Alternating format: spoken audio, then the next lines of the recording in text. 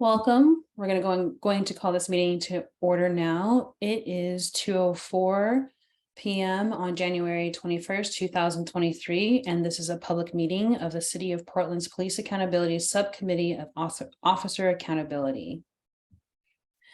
If the Spanish language interpreters Gabby and Maria can please give the information on Spanish language interpretation. Okay, I can start. Hoy vamos a llamar a la reunión a la orden. Son las 2:04 de la tarde, el 21 de enero de 2023. Esta es una reunión del subcomité de responsabilidad de los agentes policíacos. Es una reunión pública sujeto a la ley de Oregon y a las reglas administrativas de la ciudad de Portland y será grabada.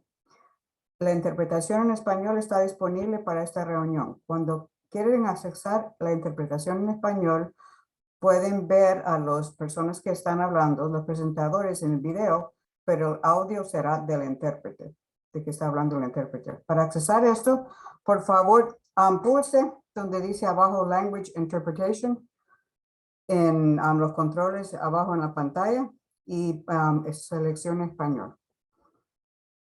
Okay. Thank you. Yeah. The city also offers ASL interpretation, which is being provided by Andrea and Amanda. Please pin their video feed to see their interpretation throughout the meeting. The closed captioning is turned on in Zoom as another means of assistance. Please note that this is an automatic captioning service and is not always accurate. The city supports access to meetings of the Police Accountability Commission and can provide other language support as well. Please email in advance of future public meetings, either as a response to public meetings notice directly to policeaccountability@portlandoregon.gov to ask for other access assistance, including interpretation in other languages. This meeting is a public meeting subject to City of Portland Administrative Code and Oregon State law and is being recorded. For this meeting, the chat function is enabled for commission members to communicate with each other. Members of the public will be able to ask questions using the Zoom's Q&A feature. As the commissioners are presenting or discussing things, if attendees have questions, please feel free to submit them through the Q&A. We hope to use this feature to help guide our conversation during the meeting and future meetings and agenda topics. We like to be clear that not all questions will be answered during the meeting, but if the question is answered, both the answer and the question will be visible to you and will be part of the meeting record. To access this feature, just click on the Q&A icon in the middle of your screen. We'd like to go to the co-chairs for the land acknowledgement. Thank you. The PAC currently uses the land acknowledgement on display at City Hall, which I will turn over to my co-chair, Dan Handelman, to share with you. Thank you, and good afternoon, everybody. Thanks for coming on a Saturday afternoon. I'm Dan Handelman. I use he, him pronouns, and I'm a co-chair of this subcommittee. So this is, as was stated, this is the land acknowledgement from City Hall, and it's not as strong as what I would say if we were writing our own, but we are trying to please those in the city who have already affirmed this one. We acknowledge that the rivers, lakes, streams, and lands of the lower Willamette River rest upon the occupied territories of the Multnomah, Wasco, Calumet, Clackamas, Chinook, Tualatin, Kalapuya, Molalla, and many other tribes. We recognize the many villages, traditions, cultures, and relationships that existed along the river since time immemorial. We recognize these tribes stewarded these lands and rivers since time immemorial for future generations. We recognize and undertake responsibility for the destruction of the river and land, of traditional food sources, sacred places, and multifaceted ways of life. We acknowledge the economic and social values that enabled the harm to the river, including systemic racism, classism, and other systems of oppression that perpetuated harm against Black, Indigenous, and immigrant communities along the river. With this acknowledgement, we commit to honoring and learning from the past and working towards a more equitable and sustainable future on the lower Willamette River. We commit to seeking solutions that acknowledge the inequities of past socioeconomic policies and the harm done to people and our relationship to these lands and waters. Thank you, Co-Chair Dan. Can we go back to the slides, please? Excuse me, can you still hear me? No. Thank you. So if we could go to the community agreements. Thank you. So please take a moment to read over these agreements. These are what the PAC have agreed to as things they would like to follow to respect each other.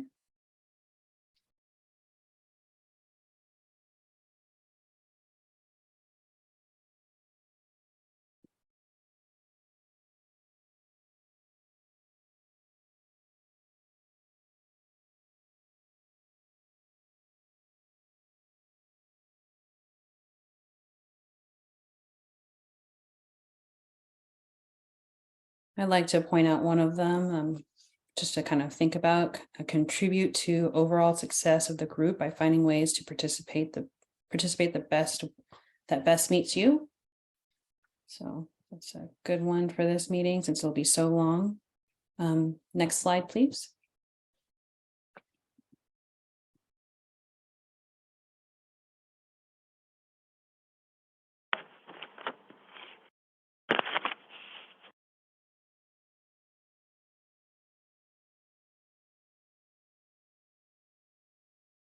One other one, I'd say honor the decisions of the group, even if they are not your preferred outcome. You might not personally agree with every decision would be another one.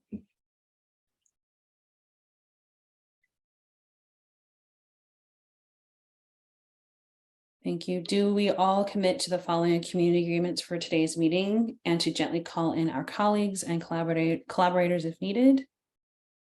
You see hands, please. Wonderful. Thank you.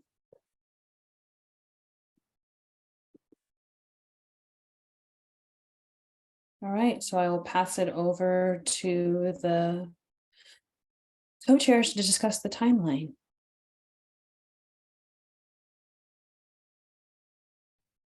I'm Charlie Michelle Wesley, co-chair of the subcommittee, Police Accountability. This meeting is a part of the Police Accountability Commission's powers and duties phase of work, which focuses on the functions of the new system. Future phases of work will develop the form of the new system, as well as how it relates to the rest of the city government and the transition plan from our current system to the new one. The commission will present all proposed changes to the city council in 2023 for their consideration and approval.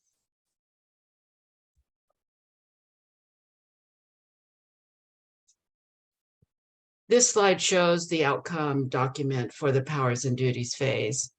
Based on the agenda and scope approved by the commission, this subcommittee focuses on the processes the new oversight board and agency will use to address administrative officer misconduct, complaints, investigations, findings, discipline, and more.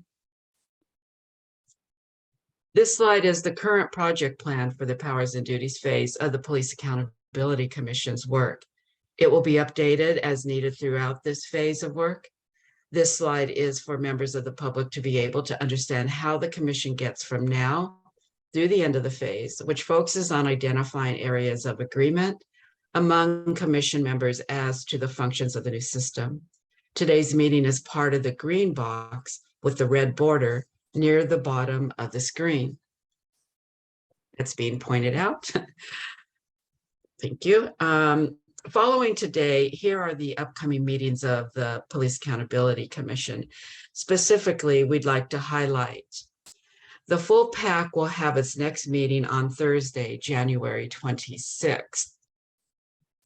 The commission is planning a community listening session and Q&A for Tuesday, January 31st, which will be held over Zoom. The subcommittee will meet again, if needed, either January 30th or the first full week of February.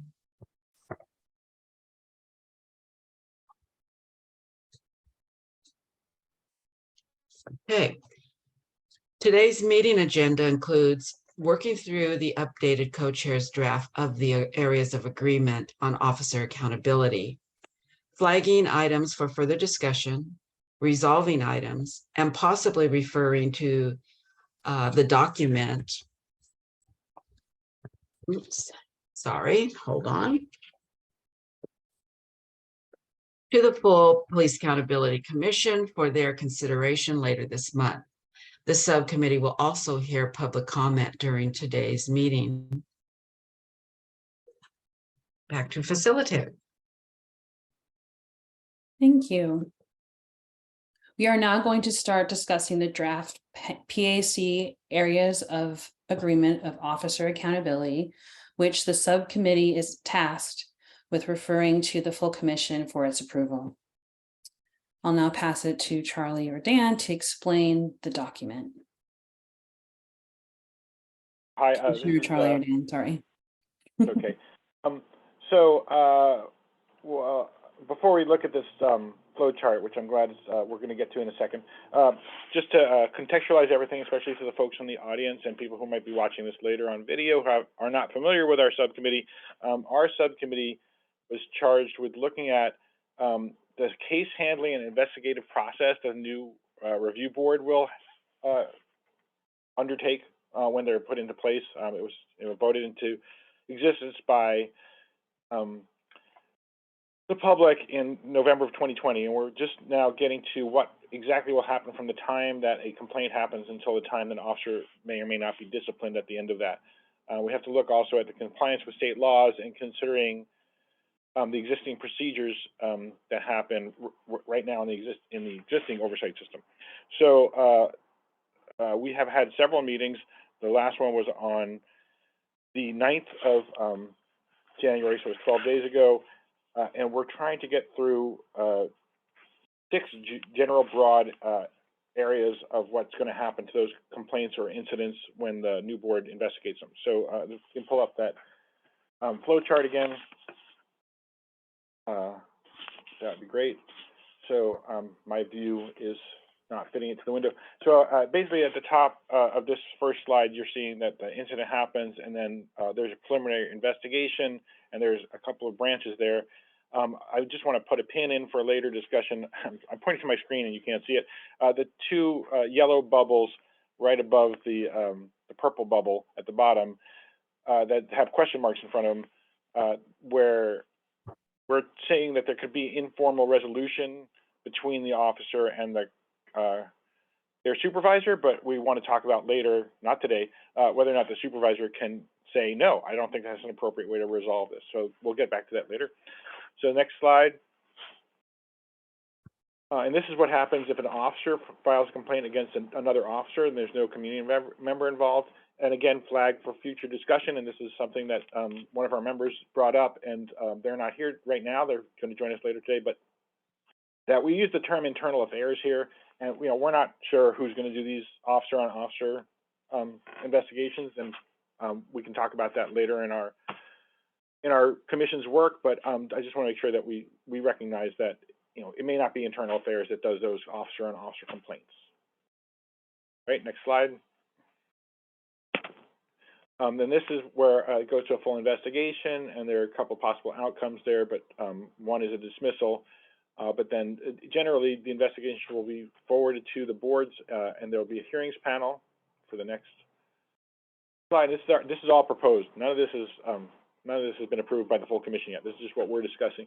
Then that goes to a preliminary hearing where that is going to lead to either further investigation or a full hearing. And then if there are sustained findings, it goes to a discipline process, and if there are non-sustained findings, the complainant might appeal. So next slide. And then this is what the appeal process would look like, and the possible outcomes include a change finding or things staying as they are, or maybe further investigation being done. And then if there's a sustained finding, and I should stop using that term, but if there's a finding that the officer committed misconduct, it would go on to discipline, and then that's the final slide, I think. That the discipline process contemplates some legal things that hopefully we'll get to today when we get to that part of our outline. where there are possible outcomes that allow the officers to appeal that discipline. All right, I hope that was helpful. I think to me it helps center what we're discussing and there's a framework for what we're about to do. And do you have anything to add, Co-Chair Michelle Wesley? No. Okay. All right. So back to you, facilitator. Wonderful. Thank you, Co-Chair Dan. We will now move into discussing the draft areas of agreements on officer accountability. This will include reviewing the document, which has had some updates to the text based on previous comments. It will also include revisiting items flagged for further discussion in advance of the decision to refer. We ask you to follow normal discussion rules. Please be brief each time you speak, even though you can speak multiple times. Please be facilitated and remember that we are using a weighted stack.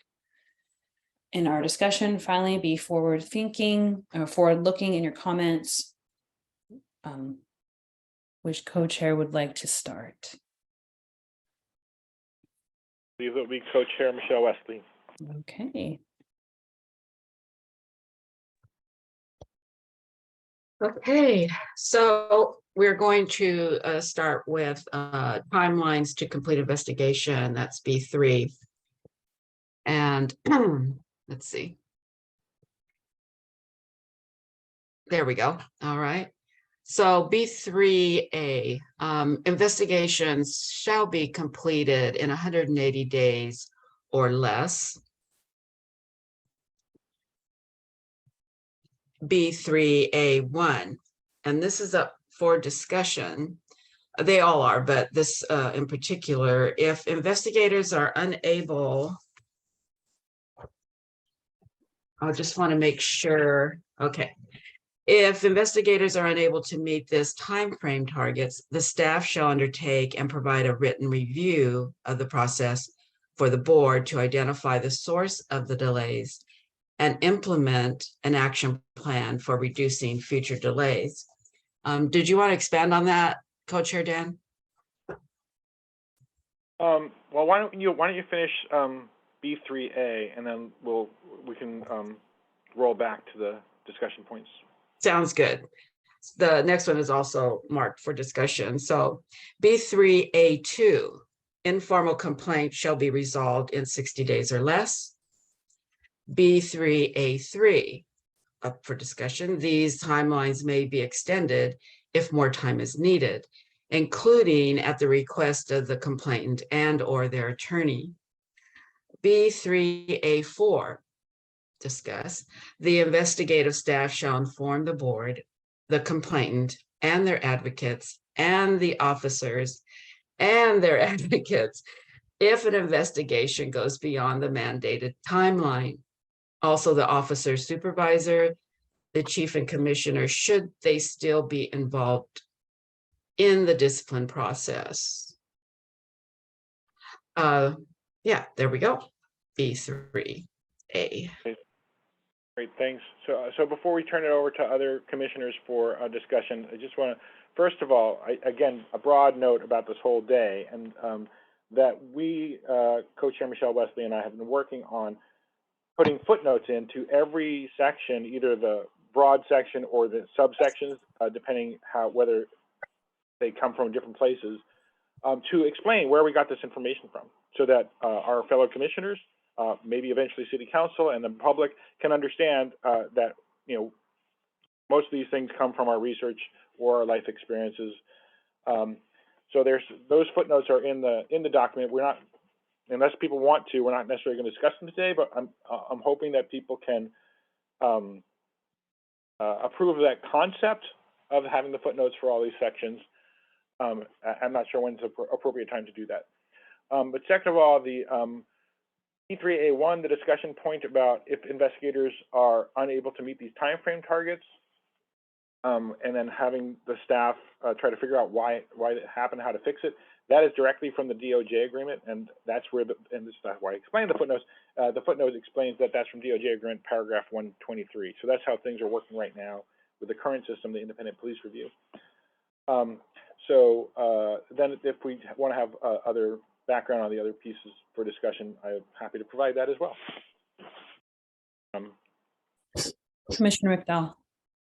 Thank you, Catherine McDowell. I use she, her pronouns. So I don't remember what an informal complaint is and how that has been defined. I just don't remember that we described what that is.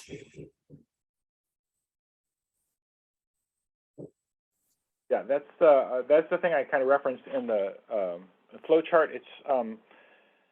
It is in, I believe, it's probably in section A in intake.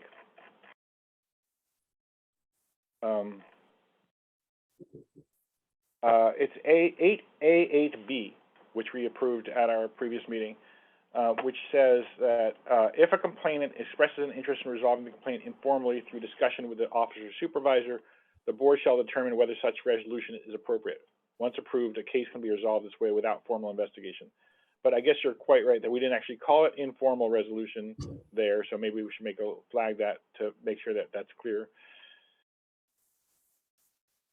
Okay, I see what you're saying. You're just talking about informal complaints are the complaints that are going to be resolved informally. They're not a special thing. Okay, I hear you now.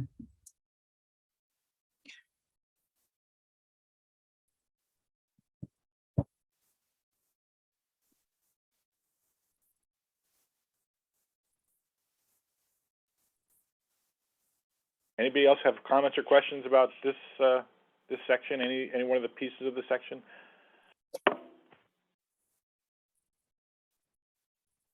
Commissioner Iona.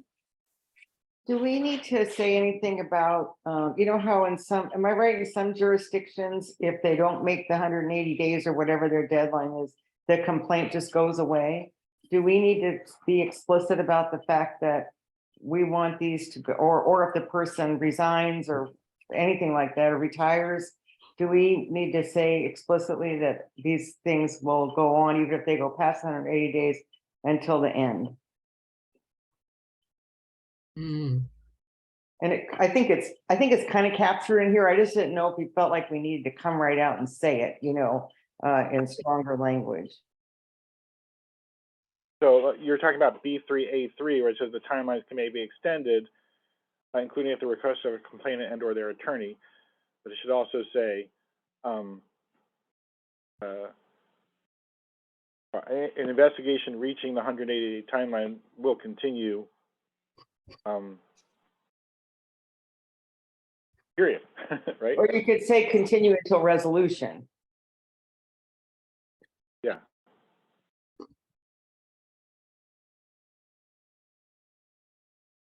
That capture your concern, Commissioner Iona? Yeah, I just didn't want to, you know, have it come back to, you know, haunt us later that we weren't explicit about that. So that sounds good. Thank you.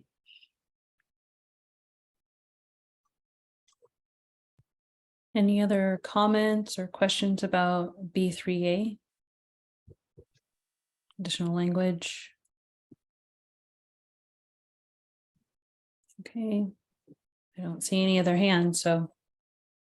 I can continue with the last one there, B3B. Shootings and death investigations are prioritized for completion.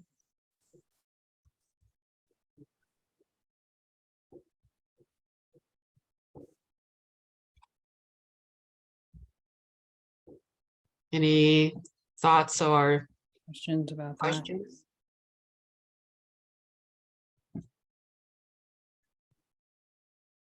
Doesn't look like anybody has anything. Commissioner McDowell, you look like you might be thinking. Oh, I just wondered if, I was just wondering if we should be using excessive force instead of shootings, because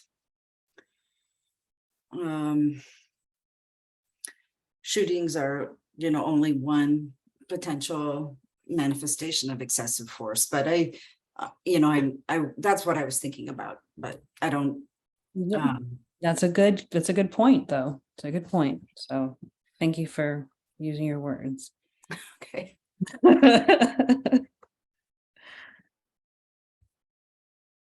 Anybody else?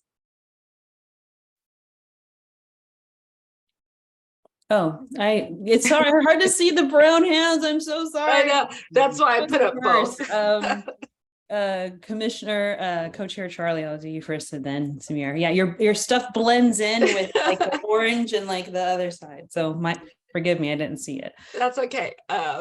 So Yeah. I don't want to minimize excessive force. I'm wondering, should we give examples? Or you just want to add it, or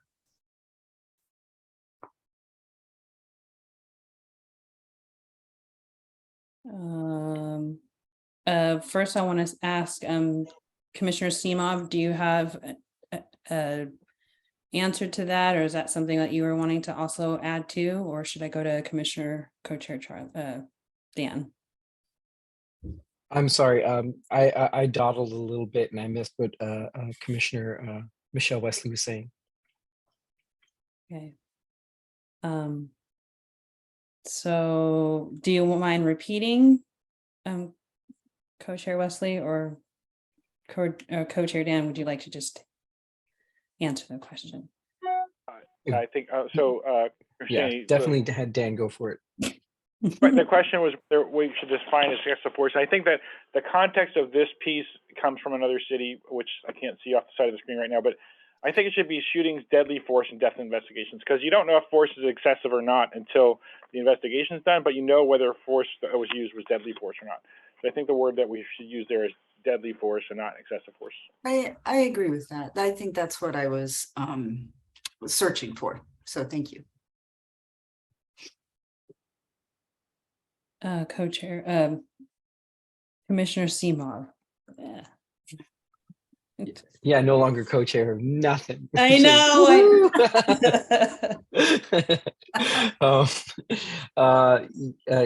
I was so shootings, death investigation. We're talking about excessive force and stuff, but sometimes it's just use of force that's questionable, and when it's used. So I think one of the terms that's commonly used by law enforcement is when they escalate to a certain level. Particularly around homelessness and issues around arrests of homeless, it's use of force. And so, which is just because they call it use of force doesn't mean it's justifiable. So maybe including the wording of use of force.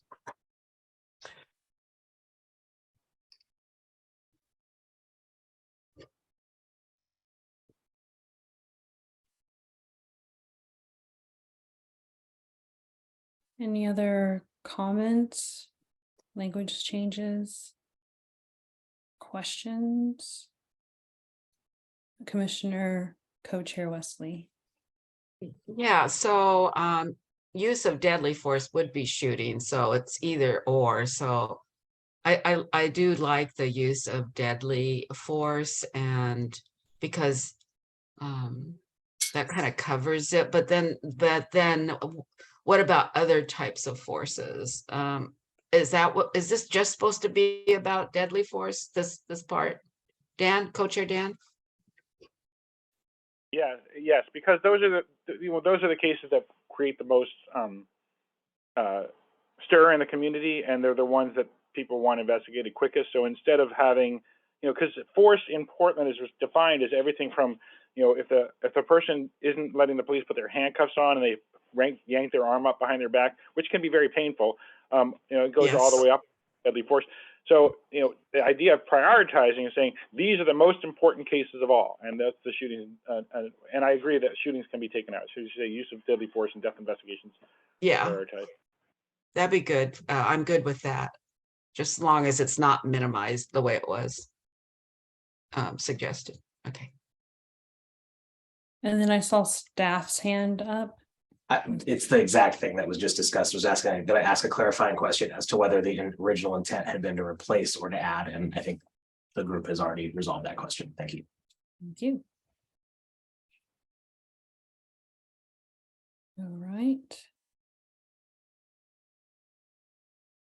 I will move it back to the co-chair Wesley, I believe, or I'm not sure who's next, if it's co-chair Wesley or. Pass it on to co-chair Dan Hendelman. All right, so I think this is where you, facilitator Ayomide, that you can give us the questions for this section, I think, right? So before we move on to B4.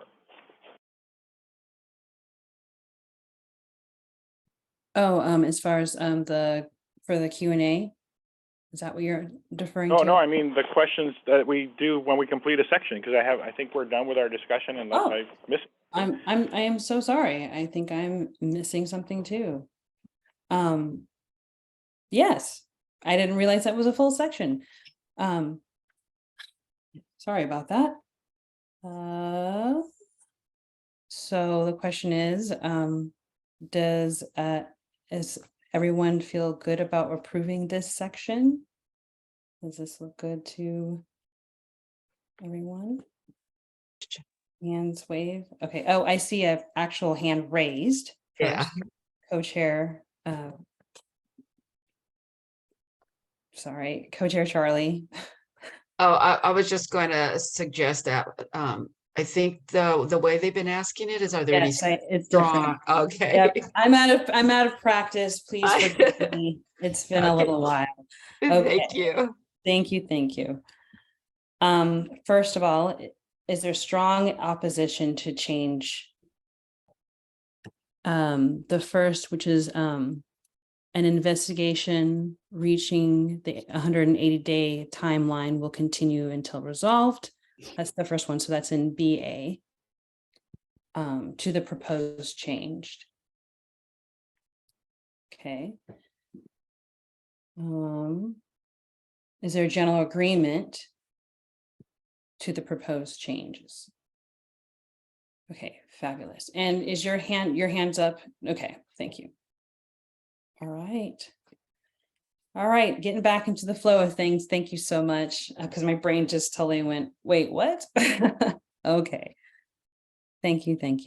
Okay, so I guess we're going on to the next section, which would be this one sorry. here, or are we doing the informal complaint, or are we doing shootings? Oh, okay.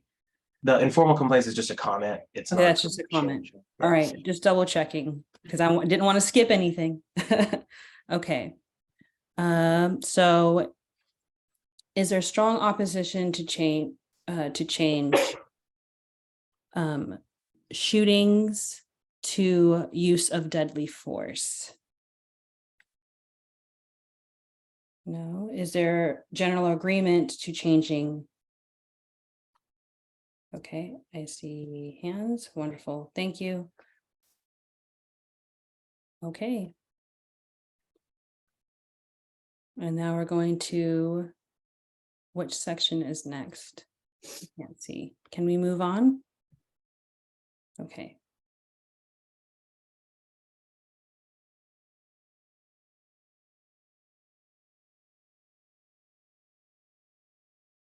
So we are on B4. And then. My turn. Yes. Okay, well, and also I think Co-Chair Michelle Wesley realized that this was going to be the second one. So this is something that was kind of controversial when we were doing the research phase. We explained this, I can't remember where, but at some point when we had this previous discussion, but that their current city code and the US DOJ agreement contemplate something that's called stipulated discipline, and that's the language. We're trying to make the language as simple as possible, but that's the language they use.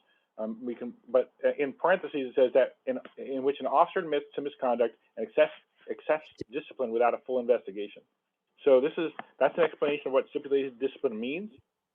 That instead of the board having this full investigation, somebody says, "Oh yeah, officer, I think you called this person a name. You shouldn't have done that." And they say, I did that. Don't bother doing the investigation. If you're going to give me like time off without pay, I'll take it.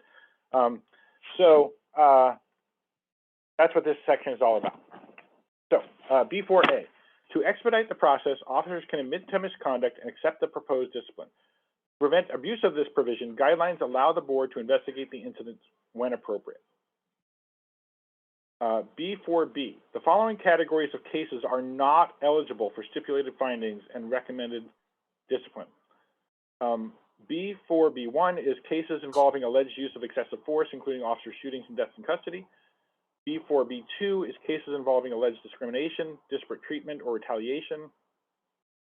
And B4B3, cases in which the body determining discipline does not agree to accept the member's proposed stipulation to findings and recommended discipline. And we said body determining discipline just in case, for some reason, the board isn't the one doing that, but we're hoping that it is. So then I'm just going to, I think I'll stop there, and then we'll do B4C next. So before we get to discussion, again, this is where the footnote might come in a little handy, that these cases that are excluded, that's part of the way things work now, that you can't take an excessive force case and say, oh yeah, I admit to that and I'll do whatever you say, because it has to be thoroughly investigated. There were other items that are in that list that we are proposing to pull out. Like there was one about officer DUIs, and we did not think that was something that an officer should be able to stipulate discipline to, that it should be fully investigated. I welcome discussion on this first part about the existence of this stipulated discipline and these categories that are not eligible. Or unless people want us to read what is eligible first, and then we can double back.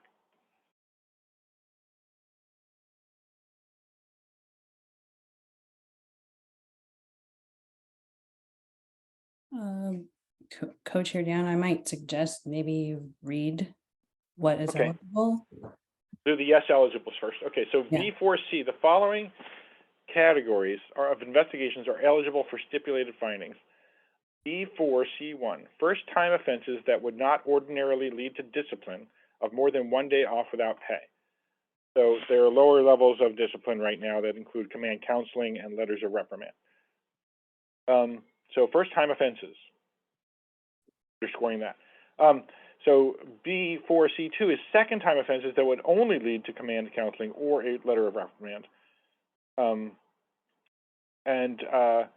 B4D, in an investigation involving multiple sustained violations, the violation which is the highest category from the Police Bureau Discipline Guide will be used to determine whether the case qualifies for stipulated discipline. So, in other words, if they called somebody a name and they used force on them, they can't use stipulated discipline because of that lower level kind of complaint. It has to be investigated because there was force involved in the incident. Hope that's clear enough. Discuss. Commissioner Catherine?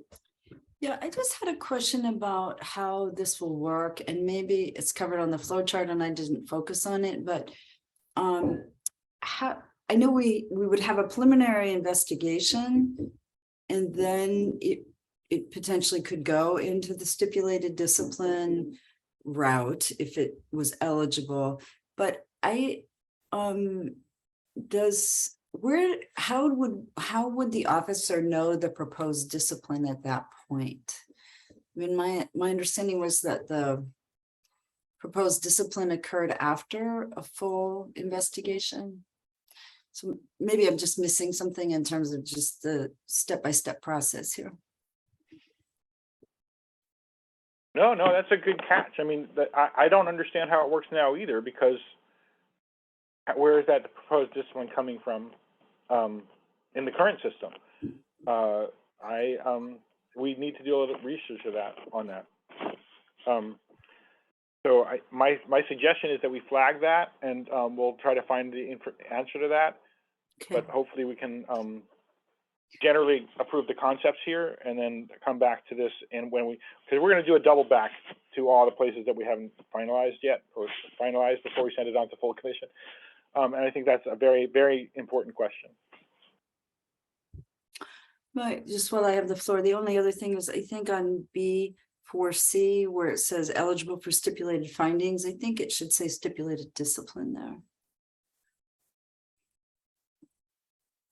I agree on that too. I might have just copied and pasted that from the city code.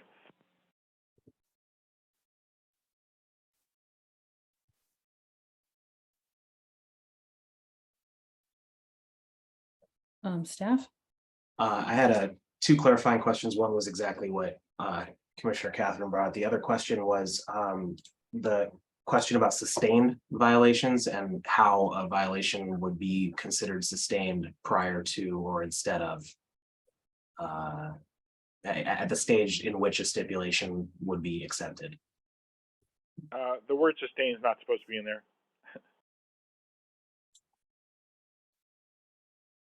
There should be potential violations.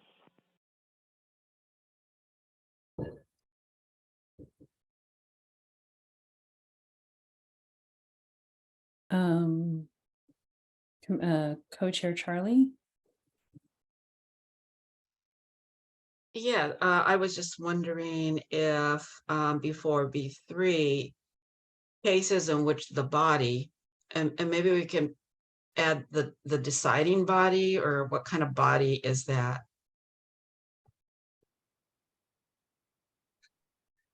Is there a way we can clarify that? I think that's what the word's after, the body determining discipline. I'm not sure if there's a way to put those adjectives in front of the word. How about the body which determines discipline? Yeah, that does sound a little better. Yeah. Okay.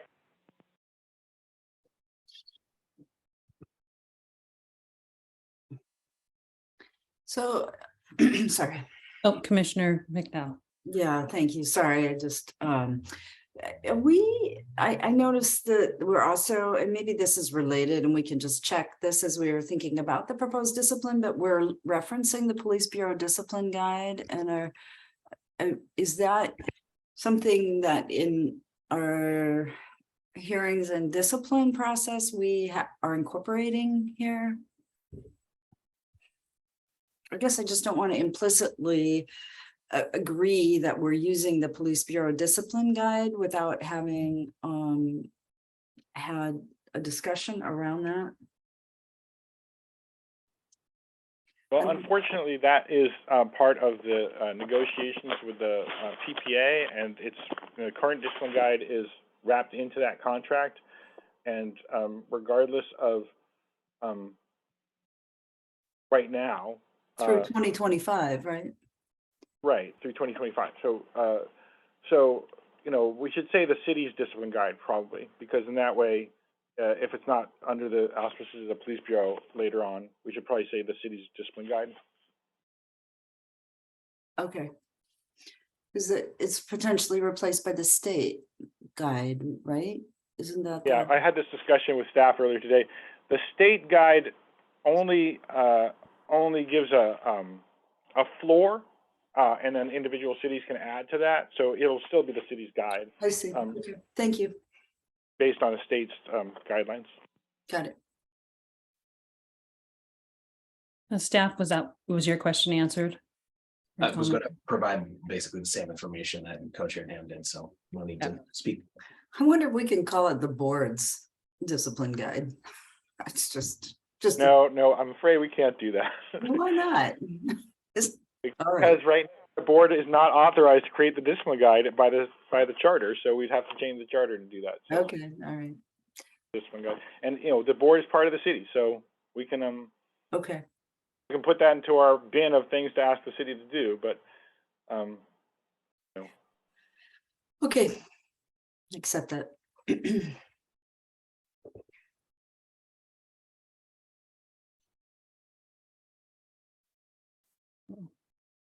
Okay.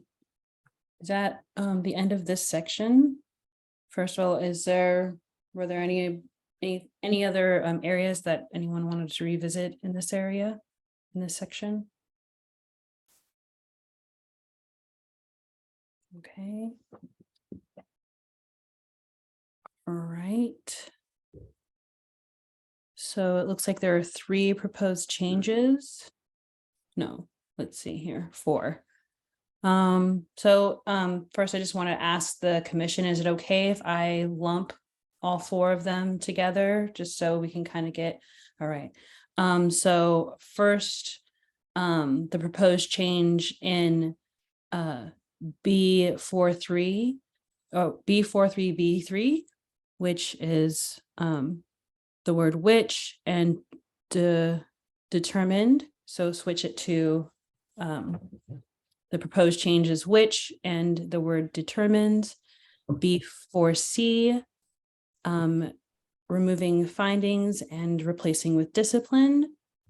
And then B4D, replacing sustained with potential violations and striking police bureau and adding city and striking boards. So is there any strong opposition to the proposed change? Oh, Commissioner Co-Chair Dan.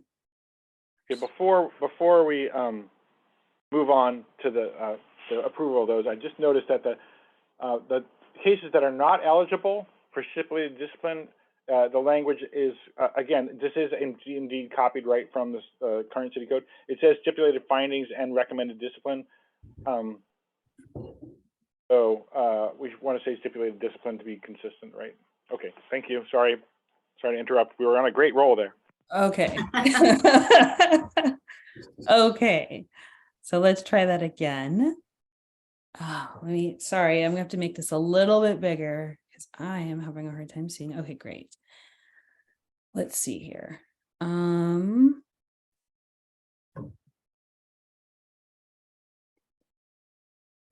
So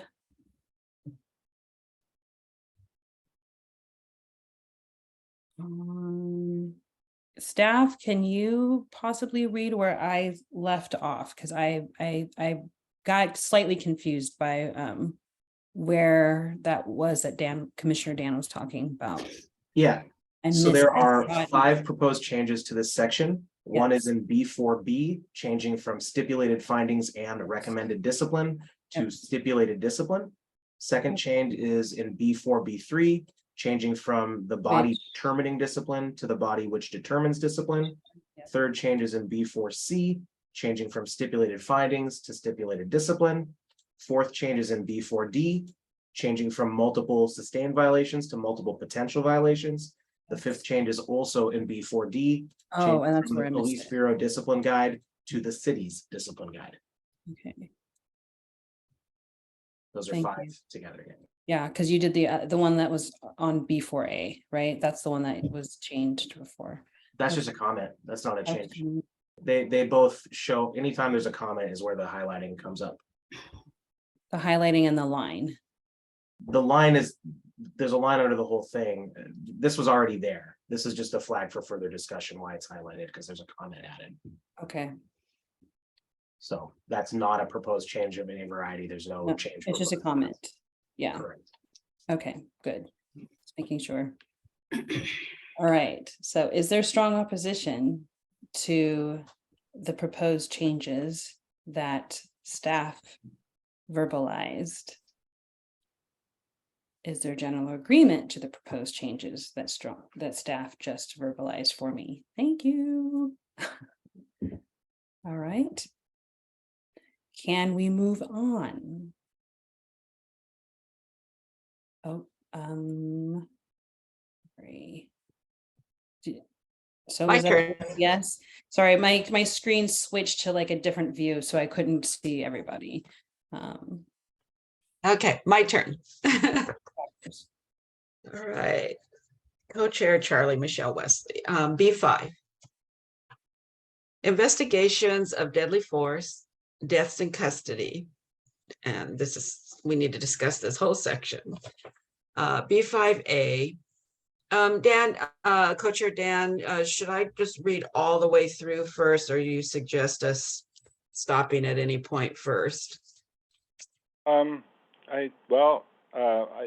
there more underneath that we're not seeing right now? Yeah, well, okay, no, okay, I could read the whole thing. There's only 1, 2, 3, 4, 5, 6 items. Okay.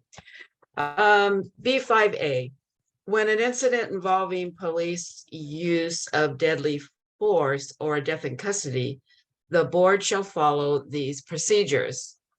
B5A1, board staff investigators head to the scene and collect evidence alongside criminal investigators. B5A2, board investigators sit in on interviews conducted for the criminal investigation.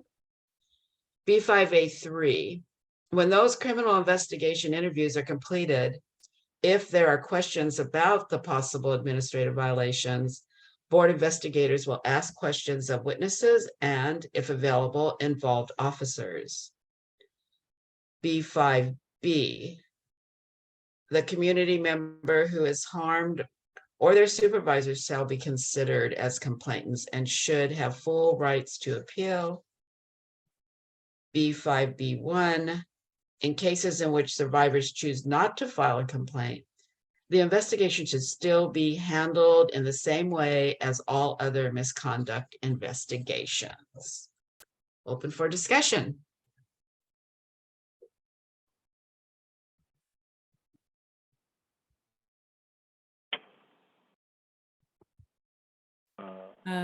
Commissioner Co-Chair Dan. So this section isn't footnoted because a lot of this stuff wasn't actually in any of the specific preliminary versions of this document, but we should go back and explain where it came from at some point. But first of all, I should say when an incident involves police use of deadly force in B5A, but second of all, this was a question that came up, like what happens when there's, somebody doesn't complain and there's automatically by the charter required to do the investigation. So this specifically is around the deaths in custody, shootings and deaths in custody or deadly force cases. And B5A3 is dealt with in a lot more detail in the, I think, in the Access to Information Subcommittee's work, talking about how the questioning of officers will go in terms of separating the administrative and criminal investigations. So in case people have more questions about that. We did get into a lot of detail in this document, but not every detail. And then B5B, I just want to go on the record and say B5B is something that I'm referring to as the Fred Bryant clause. And Fred Bryant was the father of Keaton Otis, who was shot by Portland police in 2010. And he tried to appeal the finding that his son's killing by the police was in policy, and they wouldn't let him because there was an automatic investigation, that there was no right to appeal, which I'm hoping that we can make right in this new system. Mm-hmm. And then in B5B1, my final comment, B5B1, it says this investigation should still be handled. I think we should write shall still be handled instead of should, because should is, I don't know, maybe if you want to, but shall is.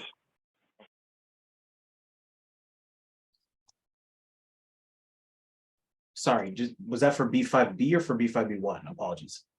Oh, yeah, both. And thank you for catching that in the other one.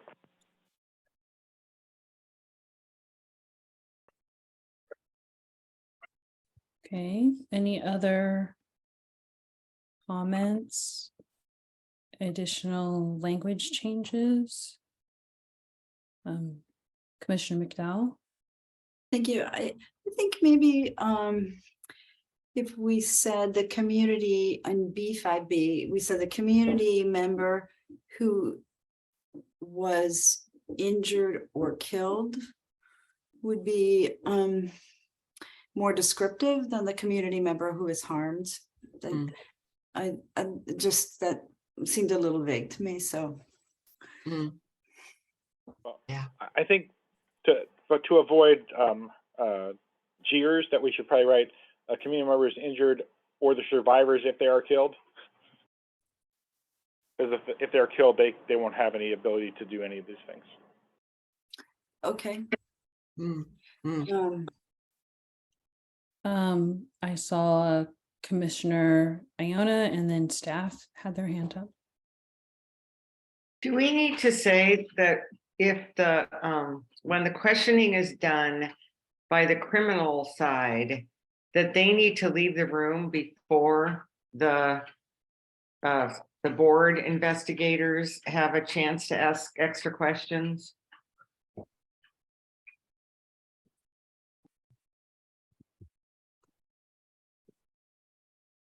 Commissioner Charlie.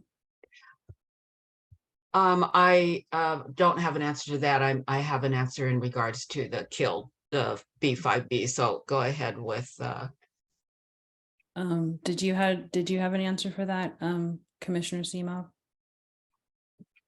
No. Staff, did you have an answer for that? I think it's up to the sub, no, that's not why I was raising my hand, but Okay, I'm just going across. Yeah, all yeah. the brown hands. I think it's up to the subcommittee whether Yep, or not yep. you'd like to have it, right, something specific in B5A3. I will say that the draft, and it's hard to predict because that's still a draft of the areas of agreement on access to information, do have a bit more detail there as well, not as much as some of the other parts of it, but there is more information in terms of, warnings being given and things like that. Thank you.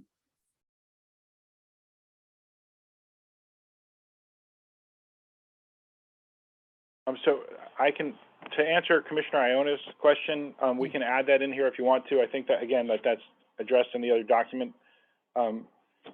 Okay, that's covered elsewhere then, yeah, don't worry. I just wanted to make sure that we knew about that. If it's someplace else, good enough. Okay, so I saw Commissioner Charlie's hand. well, now I have a thought on both. I was just wondering, in those cases, should we just put a note that there's more information in a different document? I believe staff did do that. Oh, okay, cool. All right, then back to the B5B. Is there and Dan, you're pretty good at doing that, co-chair Dan or anyone else, like instead of killed, like the interaction with the member resulted in death. Something along those lines. Yeah, I'm thinking that the original language there was actually pretty good, because there's also cases where the police use deadly force but don't injure the person, like they shoot at them and it misses. And I don't want to cut those people out of this section. So originally it said the community member or their survivor, the community member subjected to deadly force or their survivors. Or their survivors, which indicates death, so. I think so. I mean, I want to check with Commissioner McDowell, but I just want to. That's fine. I think I was just feeling like the community member who was harmed was it wasn't descriptive enough, because it felt like there could be harm was a broad enough topic that it wasn't really pointing out the single person who was subjected to the use of force. It could be describing people who witnessed it and were harmed by that trauma. So that was all that's what was bugging me. So this is fine. Agreed.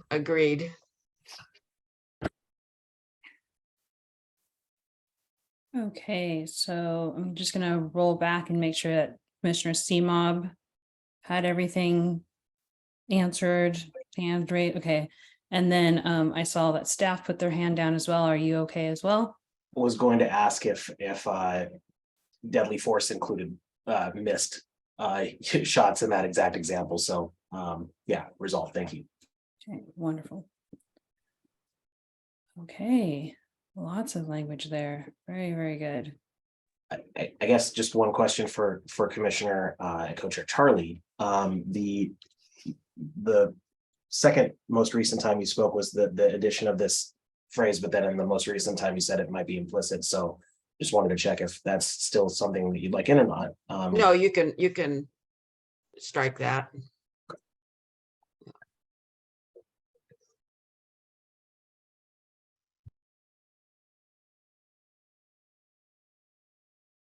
Okay. That's the change.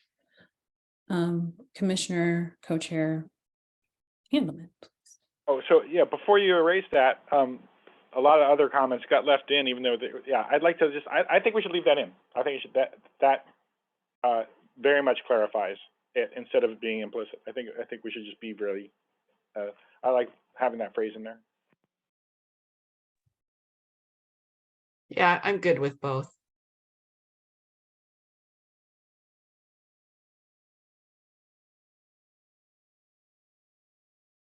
Okay, any other comments or language changes for B5B?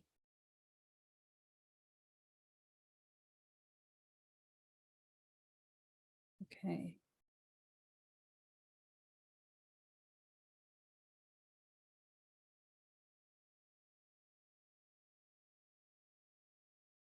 Okay, so there are 4 proposed changes, but are we doing B4, B6, or do we want to accept the changes? Okay, thank you. All right, so first,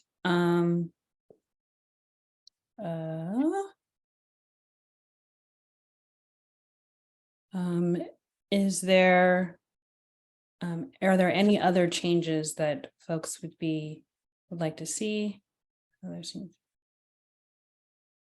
Okay, so, all right, so it seems like there is pretty much consensus, but I'm just going to ask all the questions anyway. I'm just going to read B5B just to make sure that the language is completely clarified.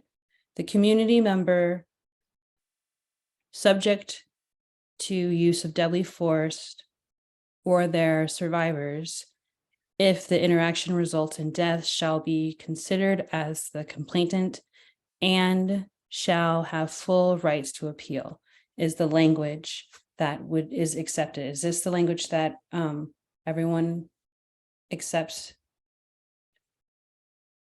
I'm just trying to get an acceptance of yeah, thank you. All right, now for the awesome questions. Is there any strong opposition in reference to the proposed language just spoke? Is there general agreement of the proposed language? Okay, fantastic. I think we're good to move on, if that's okay with, of course, the commission. Oh, well, if it's okay, I don't know if we finalized the other 2 corrections. No, I was just making sure for that one in particular. Oh, okay, thank you. Yes. Yes, thank you for the clarification. I just wanted to make sure that that one was the yay. And we have B56B1, or excuse me, B5B1. Ooh, these letters are so small. Okay, and it's just the proposed language of should being striked and the word shall being the replacement. Does that seem good in terms of, does everyone accept that language? Sorry, my view got all messed up, so I can't see all y'all again. Sorry about that. Okay, so I'm just going to go over. Is there any strong opposition to the proposed language change? Is there general agreement on the proposed language change? Thank you. All right. And let's do B6. And I believe I'm sorry, facilitator Aramide, just for the sake of whatever, the record, I guess, I think it would be good, what we've been doing in the other meetings is say, is everybody okay with the section then, the way it is, with the changes, before we move on? Because that just to accept the whole section before we move on. Is that on your list of questions? That is absolutely okay. I guess I'm just getting confused on what is a section. So is like B5, that's the whole section, and then B6, that's a section, correct?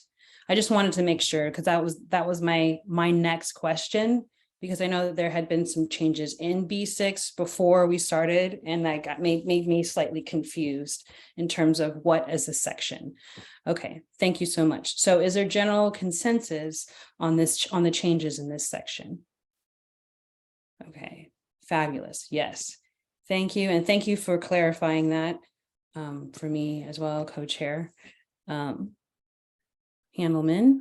So I believe we're going to B6, and that's all of this section here. Fabulous. Okay. And so I'm putting my view options to 100%, which helps me read it a little bit. And I'm the one that typed this document, so that's why the fonts are so small. I'm sorry about that. So I have to see you and the thing, so it makes it a little harder.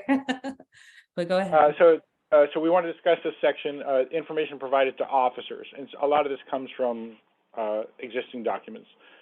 So B6A says, when an investigation begins, an officer shall be informed in writing.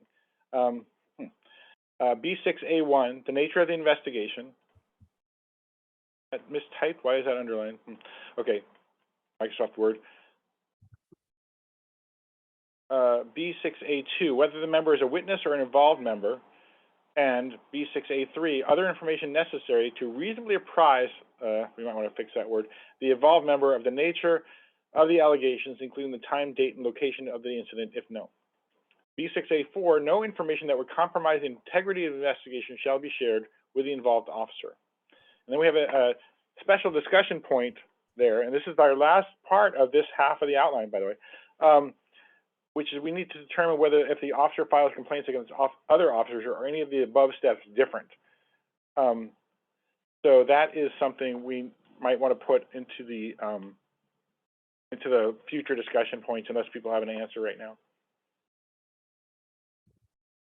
That concludes my reading of the section. Thank you. Oh, sorry. Make sure I can see everybody. Commissioner Iona.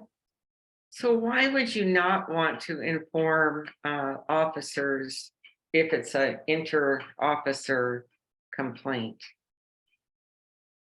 Oh no, this is actually more of a that's a question about the entire steps from intake all the way through the investigation. Whether any of the steps that we discussed over the last 2 meetings are different if it's officer on officer versus officer and complainant. And I think that's going to take deep reading to figure that out. All right, thank you.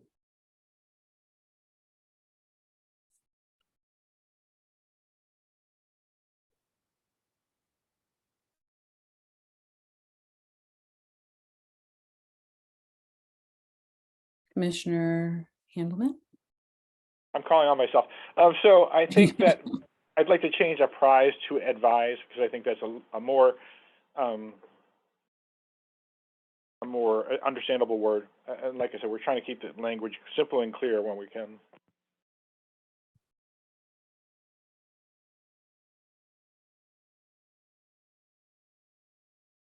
So, you know, I guess I'm just going to put it out here. We had discussions before where people are concerned that we're giving officers too many rights, but, I think our goal is to make sure that at the most, the officers and complainants have equal rights and not that officers have more rights than complainants do, which is how I think the system runs now.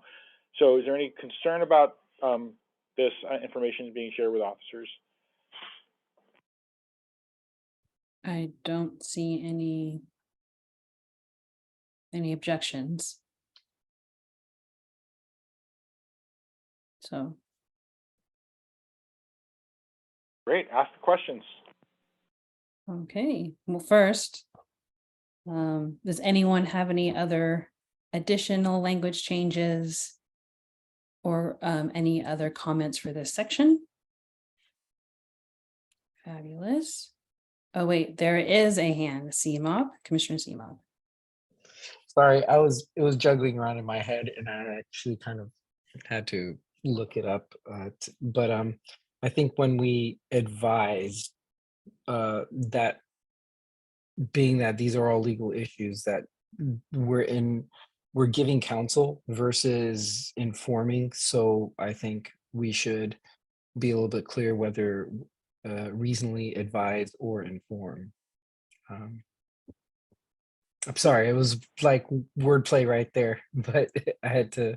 I had run into that wordplay before, and that's the reason why I thought it might be. Can I ask staff? Can you put spaces between those? And I think we should just get rid of advise. So just say inform the involved member. That's a better synonym. It was next on the list. I was just looking at the first one.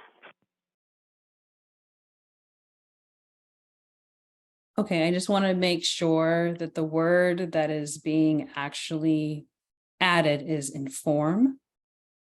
Okay, and all the other words that are squished together are striked out. I'm just gonna pretend they don't exist, so sort of, but okay. Awesome. So any other comments or word or language changes for this section?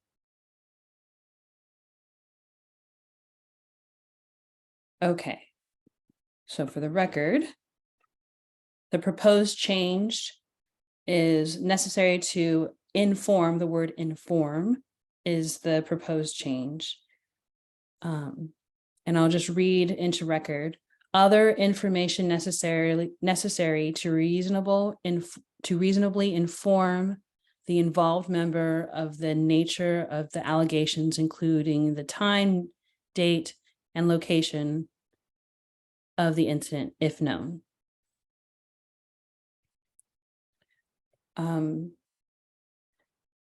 Is there strong opposition to the proposed changes? Is there strong, or is it, excuse me, is there general agreement to the proposed word changes?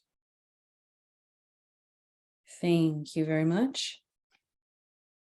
So am I concluding that section 5.6 is complete and that we can move on? Okay, and we will move on to a break. Oh, there's Commissioner Charlie. You beat me to it. I was going to ask for a break. Okay, great. So we'll take 5 minutes and we'll come back at 3:20. We're recording. Too many buttons, too many buttons. Well, actually, the break started a minute later than we had anticipated. It just changed to 16. Yeah. Okay, that makes sense.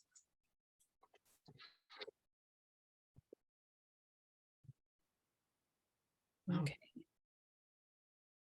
Part 2C, determination findings. So this is we need the second document, C1. Thank you. Yeah, I was letting him know.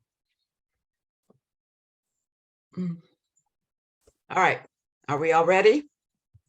I think everybody's here, and Simon said he'll be back in just a moment. So Okay, and we are recording, correct? we are recording now. Yes, we are. All right. Okay, back to C, determination or findings. C1, determination process and findings. And then there's a note. Dismissals and contacts with supervisors have been moved to the investigation section as they are not findings. FYI. C1A.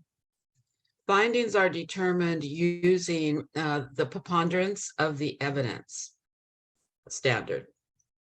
C1B. The oversight body uses a standard set of 4 options for findings in all cases. C1B1, and these are sustained, meaning the action is found out of policy. C1B2, exonerated, meaning the officer's actions were within the law and policy. C1B3, unfounded, meaning the evidence shows the alleged events did not occur. And C1B4, insufficient evidence, meaning there is not enough information or evidence to attach any of the other findings. C1E, and this is, we need to discuss definitions here, but okay. The board may also add these additional findings related to systemic aspects of the case, which led to the interaction that caused the complaint. C1, policy failure, meaning the board recommends that the Bureau revise its policy. C2, training failure, meaning the board recommends that the Bureau revise its training. C3, supervisory failure, meaning someone in the chain of command supervising the officer engaged in an action that led to the incident. C4, communication failure, meaning officers did not communicate well among themselves or information was otherwise not properly relayed to the involved officer. And C5, equipment failure, meaning the equipment provided did not function properly or was not adequate. C1D, all of these findings shall be applied whether the case is generated by a community complaint or if the board investigates as required by city code and charter. And C1D1, when internal affairs, and this is a cop on cop, or a supervisor conducts an investigation on a complaint not involving a community member, those findings shall also be used for consistency. On this bottom here, I just have this note, cop on cop only. So I don't know. Anyway, open for discussion. Commissioner Handelman. Okay, so before we head into discussion, Commissioner Michelle Wesley and I discussed, well, first of all, if you scroll back up, at the very top of this section C, it says definitions, preponderance of the evidence. So we did define that. That's a legal term that, you know, we want to use more simple language, but we want to put this definition in so people understand that a preponderance of the evidence is a majority of evidence that supports the allegation. Okay, so that's for those of you following along at home, and for people who have to, every time they see that, what does that mean again? So it's up there. Right. Second, when we're looking at the proposed findings, and these are the words that are used right now in the system in Portland. The same kind of thing happens when you look at the word sustained and exonerated, if you're not somebody that's deep in this all the time. So we're suggesting that sustained be actually changed to out of policy, sorry. Meaning that action is found out of policy. So that's kind of redundant, but that's okay. And then out of policy, meaning the officer's actions were within or in policy, right? Thank you. I'm getting tired too. So that's those are from the co-chairs, our suggestions to fix that. And that happened in our work session on a Saturday where we split into two halves, and hope those are reasonable.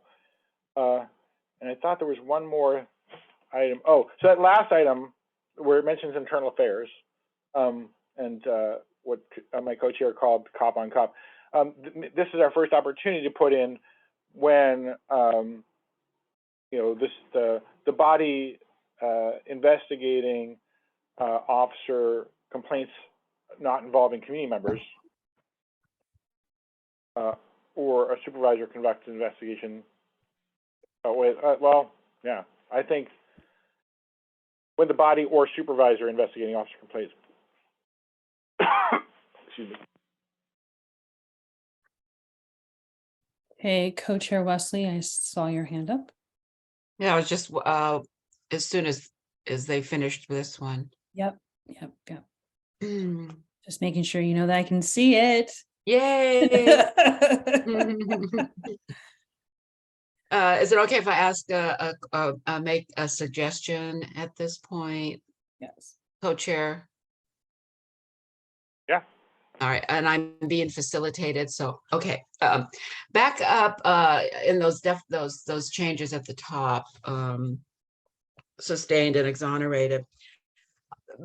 Folks are still going to run across those words, and I feel like they still need to be in there, like otherwise known as, or otherwise called, or otherwise something as sustained and exonerated.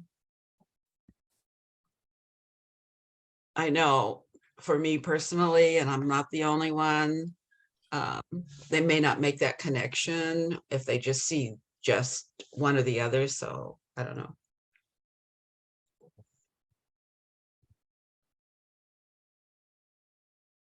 Any other comments or language changes for this section, proposed language changes? Commissioner Iona, and then Commissioner. Sorry, yeah. So I'm curious, the additional findings, that list of them, starting with policy failure. So is there anywhere in this document or any of our other documents that talks about, so like, say there was an equipment failure and the officer ended up doing something out of policy, but it was through no fault of his, because, like the brake pedal fell off his car and he crashed into a wall or whatever and ruined a car. So yeah, I'm just curious if that's addressed anywhere else, or does it need to be? Thanks.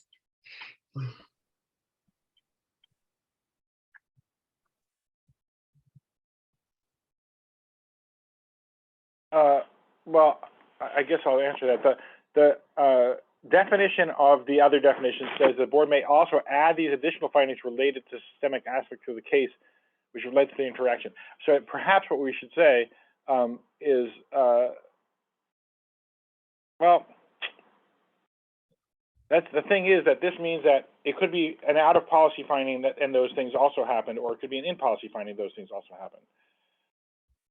So I'm not really sure how to clarify that to the extent of what you're suggesting, Commissioner Iona. Yeah, because I remember when we talked about these all those years ago on the stakeholder group or whatever it was called, my sense with these was that sometimes if you just looked at the plain incident, it was something that happened that shouldn't have happened, an out of policy event. But then the reason it happened wasn't because that officer, I mean, what the officer ended up doing was wrong, but it wasn't something that was under their control, because their supervisor told them the wrong thing, or, I mean, there's all sorts of things that could happen, as you can see in this list of 5 things. So I'm just curious does that get captured anywhere, or is it just sort of implied that the investigation would end up then highlighting the fact that, yes, what happened was not the right thing. However, we really can't blame the officer for it because there was this other thing that was going on. I saw co-chair Wesley, you were wanting to possibly. Well, I guess I was hoping someone who would actually know the answer, but I mean, isn't that going to be revealed? I mean, or obvious? I don't know if a tire blew out and the cop ran into something. I don't know exactly what I'm trying to say because I'm not familiar with how all this works, but. So I saw Commissioner McDowell, did you have comments on this particular portion of the conversation, or was you another question? I had other questions. Thank you. Okay, Commissioner Co-Chair Hanlon, did you want to comment on this particular section? Yes, I think that what Commissioner Iona, what you're saying is what it says. I mean, it says that these findings will be added. So if it says the officer was found in policy, even though they crashed into something, that the additional findings will explain that the brake pedal fell off and it wasn't their fault. So I think that is self-explanatory. All right, thanks. Commissioner Catherine, you had another question. So just working off of the section we were just talking about, which is really evolving, I think systemic issues. I guess I just want to check in to see whether that is synced up with what that subcommittee is recommending, or whether this there's a disconnect, or whether I guess that's one flag. I just want to make sure. And maybe Debbie, you're on that subcommittee, aren't you? I'm on the one it's called structural oversight. Yeah, so Something like that. I have thought that was related to these systemic policy issues. I would say that the structural oversight, the bulk of what that group is looking at relates to policy, and in the sense of how does the board develop and recommend policy to the city, the police bureau, the oversight system. So I'm going to say I don't think there's any crossover with this. Okay, that's helpful. I see staff's hand. Yeah, it's just to add a little bit more information there. I think what Commissioner Debbie, who's one of the co-chairs of that subcommittee, said is correct, in that there's not a crossover contradiction, but there's sort of the beginning of the transfer of information and then the receipt of it, in the sense that the application of to use policy failure and training failure as examples, those are entry points to the policy recommendation process in the current draft of the structural oversight document. That is a draft, so it may change. But in terms of this is the part where the application of findings would sort of activate that part of the process. And then the structural oversight document explains once activated, that comes into the policy recommendation process. So that it makes sense to put it in both places in the way that it is currently, because one is how that information is, what makes an individual complaint applicable to the policy recommendation process, which is C1, C1, C1, C2. And then the other is, once it has been made applicable to that process, what happens next, which is in the structural oversight document. Does that answer the question? I apologize if that's going in a different direction. I mean, that's helpful for me to understand that, the way we are dividing this up. So thank you. My next comment was on C1D, where I think it should say all of these findings shall be applied whether the case is generated by a complaint. Because I think we have allowed the option for an officer to make a complaint. So I feel like that it probably is a broader statement than just community. And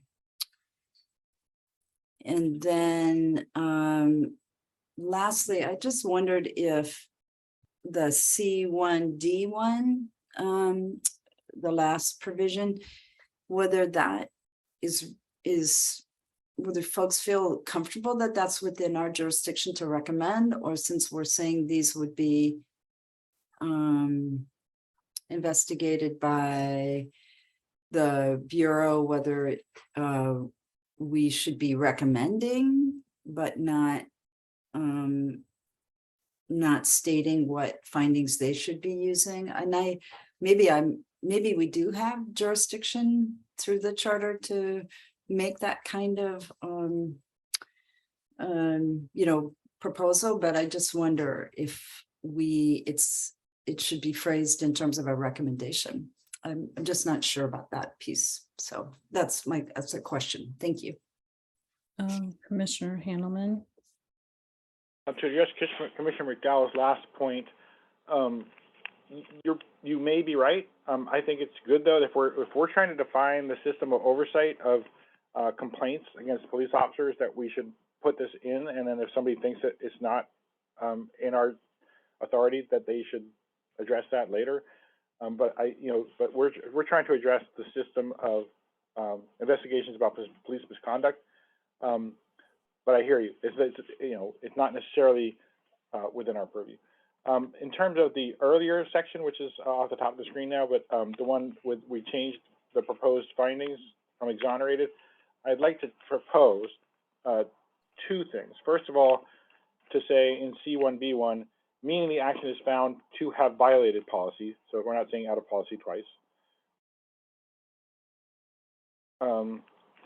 And then in both of them, instead of saying otherwise known as sustained or exonerated right after the words, just at the end of the definition saying, in some jurisdictions, this is known as sustained. And in other jurisdictions, this is sometimes known as exonerated.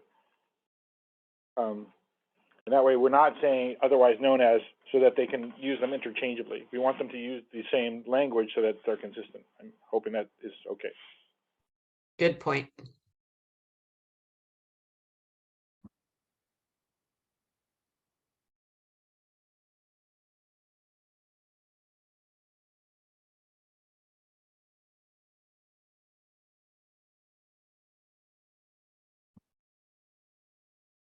Okay.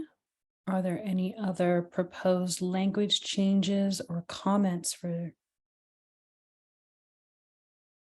this section?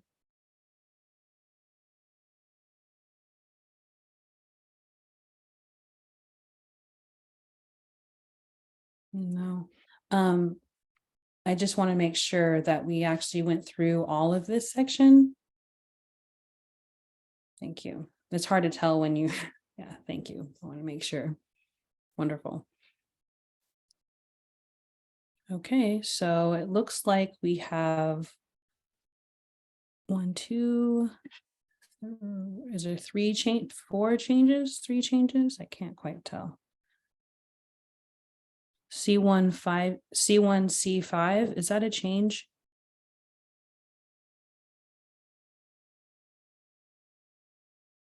I apologize. I think that was just, It's a Or is it capitalization. removal? Okay, Yeah, there's two that are visible on screen. There's another one further down, but just for sake of record, it makes sense to do these two and then move down. yeah, I was just more looking because I'm seeing the proposed removal and I wasn't sure if it was for something that there or if it was something further down that I couldn't see. So thank you.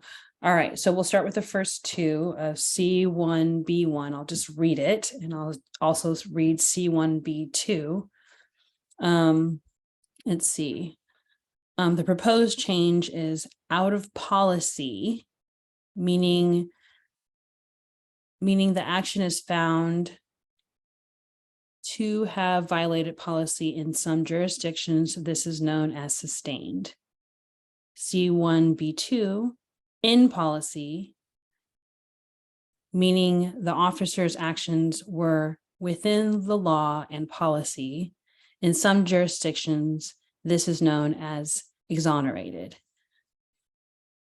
So I just want to check with commission if these are the proposed changes. Just in general. Okay. All right. And then my question is, there strong opposition to the proposed changes of C1B1 and C1B2? Is there general agreement to the proposed changes of C1B1 and C1B2? Okay, thank you. Can we move to the next portion of C section? Okay, so there are also two changes here, and is C1D and C1D1. And the proposed change is the removal of the word community. Sorry. And for C1D1, I'm going to read this one, is when the body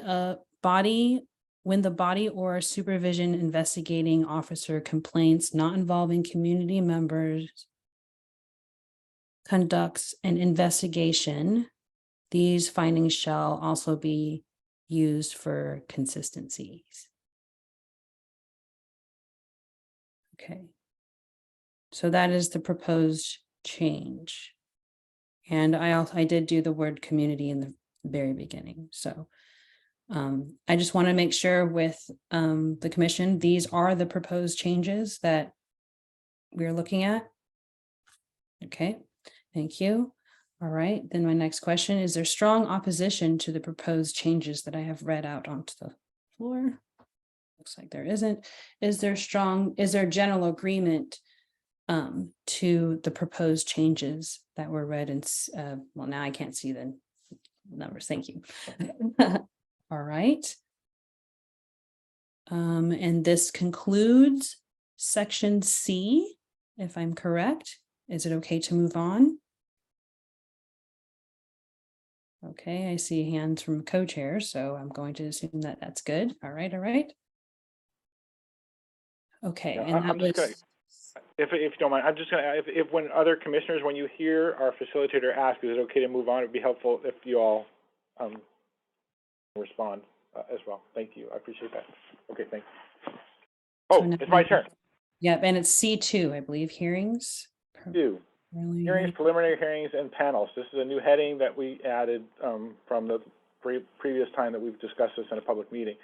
Okay, C2A. The board may create panels to hear cases to determine findings about whether policies were violated. C2A1. Panel should be no smaller than 5 board members. C2A2. In more serious cases, these panels should have more members than in other cases. C2A3. The panel shall be created to ensure diversity based on life experience, race, gender, and other factors. And we put a question here about whether the members are appointed by different people or entities as a criteria of diversity. And I'll explain what that means when I come back to it. C2B. The board can take interim steps prior to findings being determined in specific cases. C2B1, a case can be expedited if an officer is retiring or being promoted. C2B2, the board can recommend suspending an officer while administrative charges are pending. We wanted to discuss whether it's in the board or commission scope to suggest whether it's paid or unpaid leave. C2C, members of the, oh, this is going to be a very long one. So let me just do C2C and then we'll double back to the top and we'll get to the rest of it. C2C is members of the hearing panel shall review all investigative materials, and C2C1 is in reviewing the case, the panel may examine any supporting documents, the file and report of the staff, and any documents accumulated during the investigation. They may also listen to and or watch the recordings of the interviews. All right, so before we head into discussion, let me just double back to the top. So the idea of these panels came out of a couple of jurisdictions, I think New York and San Diego County and San Diego City, that we put in a specific number of 5 in C2A1 as the minimum number that would be needed, no matter how big the whole board is, which we haven't determined yet, to make sure that there's at least some diversity on there. And then but we conversely didn't put the specific number would be in a larger panel because that might be best discussed once we figure out how large the whole board's going to be, which will be in the next phase. But that is right now the behind closed doors police review board that hears deadly force cases and cases where there's a sustained finding. When there's an ordinary run-of-the-mill case, there's 5 members of that board right now, and when there's a more serious, significant one, they have 7 members. So it's kind of based on that existing system in that sense. So the C2A3 discussion point in New York, like the mayor gets a certain number of choices to be on the board, and then city council gets some, and then they have a city advocate that gets one. And so if we haven't discussed how the board members are going to get appointed yet, so that'll be in the next phase. But if we have all 5 members of a panel who are all nominated by the same entity, that's not diversity in that sense. So do we want to kind of put a provision in here in case that's something we decide in the next phase, or we'll just come back to this if that's what we decide? I guess that's the question about that one. And what was the other discussion point? Oh, whether or not it's in our scope to suggest whether an officer's leave is paid or unpaid. And I'm going to ask my co-chair, are you willing to defer that discussion for another time, since that isn't crucial for us to pass the written sentence that says can recommend suspending an officer while charges are pending? Well, I suggest that if this is going to go over our 5 minutes, that we are kind of trying to follow, then yes. So let's flag that for future discussion then, staff, if you would. All right, so now open for discussion up till the end of C2C, and then I'll read C2C1 is where you stopped. Right. So I'm welcome to discuss. I don't want to go off the edge of the screen. I'm just going to welcome discussion on what we can see right now, and I'll do C2D later. Yeah. So Commissioner McDowell's hands up. So I guess I think that the minimum should be 3 people, because I think that there may be cases where 3 people would be sufficient to form a panel. I think about, for example, cases decided in front of the Oregon Court of Appeals. The panels are panels of 3.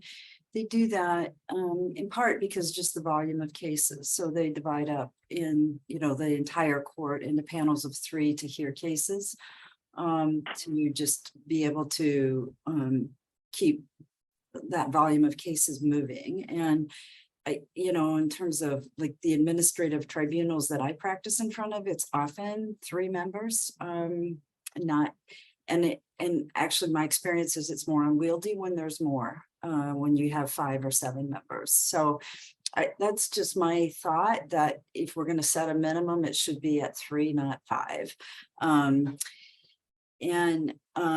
do want to suggest also that, and maybe this is outside the scope, we could think about this later, but that there be, we consider using hearing officers. So you would have the panel who would be the decision-making body, but the hearing itself would be run by somebody who is a professional hearings officer who understands, how to run a hearing and keeps either that, or you would have to designate one of the panel members, I think, as the presiding officer, so that there's somebody who's actually running the hearing. Because my sense is this is really designed to try to replicate a typical administrative hearings process. And that's normally what you would do, have one person in the panel designated as the presiding member of the panel who would do that sort of running of the panel, or you would have a hearings officer who would do that. And I know those are, there's not a whole lot of, like research I can point to support that, but those are just my my recommendations on this thing.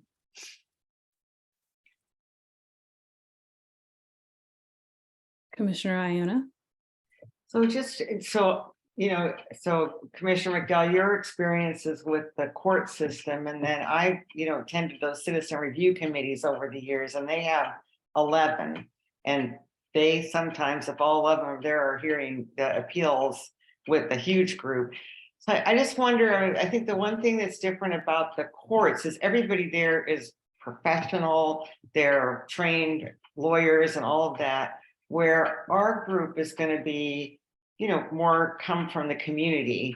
And so one thing about maybe having 5 is there's a bigger chance that you bring in some different kinds of experiences, knowledge, expertise. You kind of have a broader range of that kind of thing if you have a couple more than 3. So I'm just trying to kind of do the trade-offs about the smaller versus a little bit bigger group. So, and I just wanted to throw that out as something to think about. Thanks.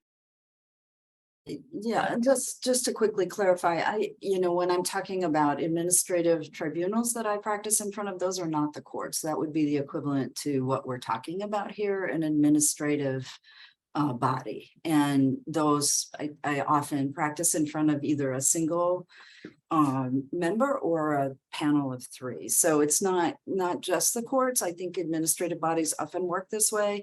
And to me, it's not necessarily that we're saying it should be 3 or it should be 5. I'm just saying I think we should have the option to go as low as 3 because of the volume issue of actually trying to keep cases moving and meeting that 180-day requirement. I guess I'm just thinking it could be an awful lot to have a minimum requirement of 5 for every hearing, no matter, or complaint, no matter how large or small. Okay, thanks. Thank you. I see staff's hand is also raised. Happy to defer to co-chair Charlie first and then. Oh, your hand blending in with that door again. Thank you, staff. So I'm wondering, would it be allowed to have the numbers of the panel dependent upon some criteria, like between 3 and 5, that 3 would be for this or for this, or 5 would be for that. I don't know. I wouldn't want to say caseload because I like the idea of 5, making sure there's diversity, including life experience people, but yeah, I'm wondering about criteria, I guess. Okay, so Commissioner Handelman and then I guess staff. Yeah, so I mean, right now, as Commissioner Iona mentioned, there's 11 people on the CRC, and they started getting a workload that was too heavy for them, and so the city changed their quorum to 5 so that they could hear cases more quickly if they needed to. So I think, again, looking at C2A3, that lists the diversity that we want to make sure, life experience, race, gender, and other factors. I just don't see, I mean, and perhaps Commissioner McDowell, you can address this in the panels you've spoken in front of, but I just don't see how you can achieve that with only 3 people. And if the problem is that there are not enough people to handle so many cases, then in the next phase, we can discuss having a very large board to make sure that there's always going to be 5 people for these panels.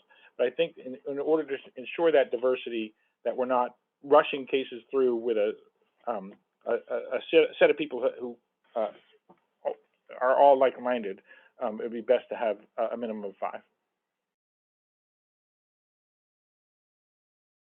Staff?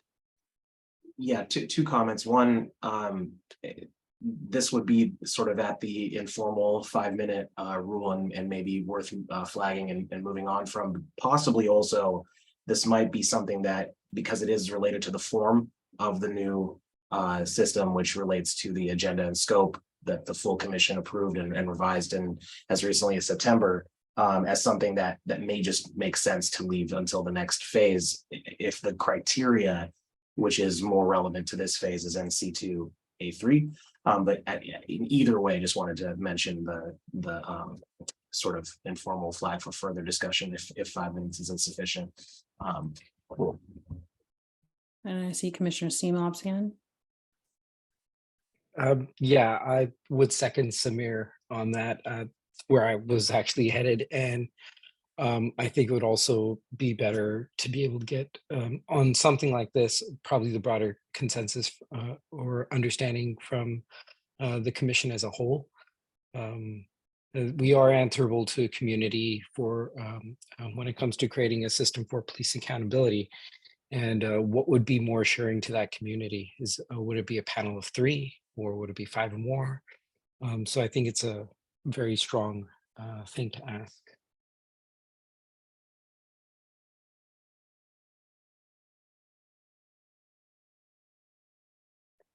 Okay, any other comments, proposed changes in language or questions?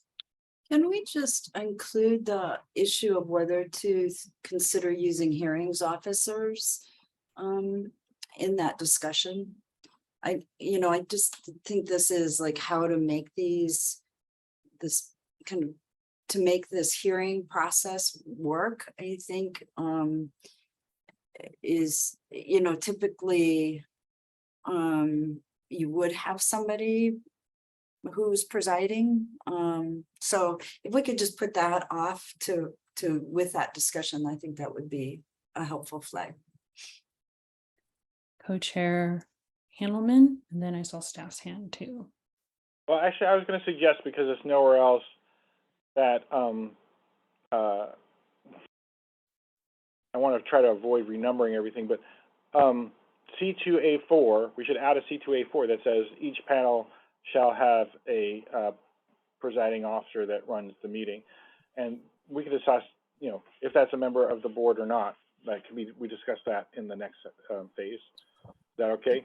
That sounds fine.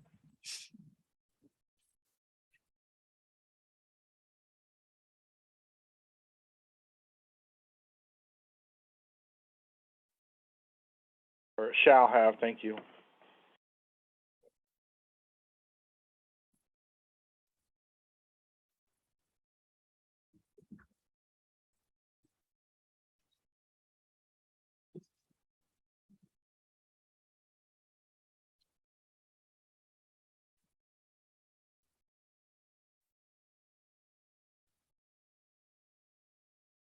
Okay, So I think the staff was highlighting before that first discussion point that was flagged that says, what if members are appointed by different people or entities?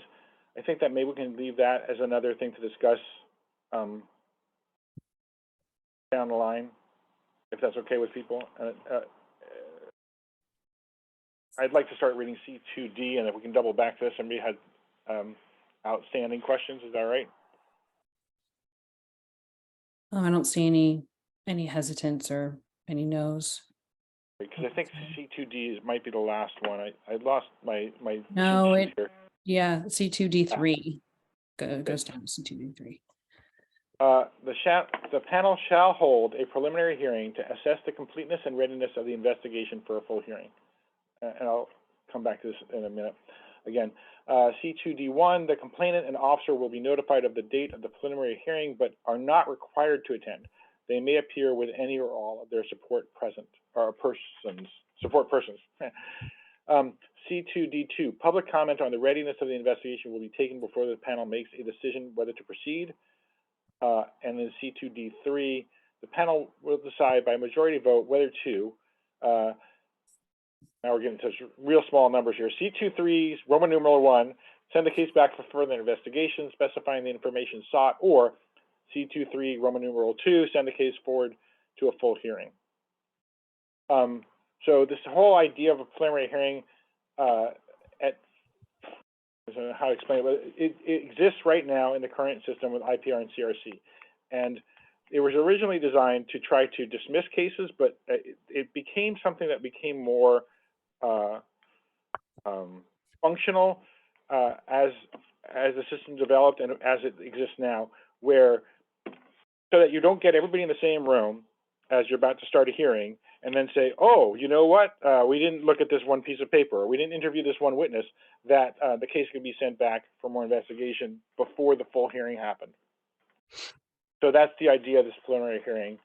And I can't even count how many times this has happened where the CRC has sent cases back. So I think we think it's a very important step. And then what was the other question? So part about public comment is written into city code as it exists right now. So just so you know. Commissioner Iona.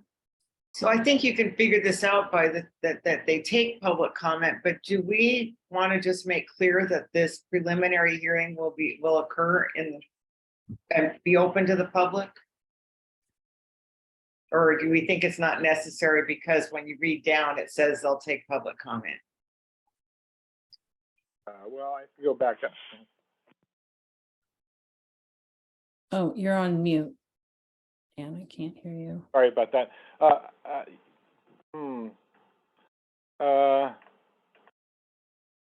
Yeah, no, I think we should say explicitly the preliminary hearing will be a public.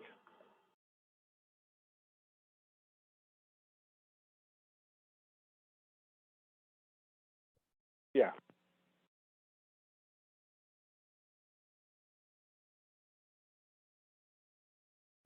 Okay. Staff. Yeah, just to clarify, in another subcommittee, the structural oversight subcommittee, there was a conversation about whether or not certain details of how decisions are made should be conducted. So in the context of deciding whether to proceed with a policy recommendation, what the voting threshold for that. And the conversation over there was that that's better suited for the fourth phase of work in terms of the structure. So with relation to the question of by majority vote was the possible applicability, just for the sake of consistency, to see if there is a possibility of having consistency there between the various documents of this phase. I just wanted to note that since there are other subcommittees that are kind of wrestling with the same questions over the scope of each phase, if that makes sense.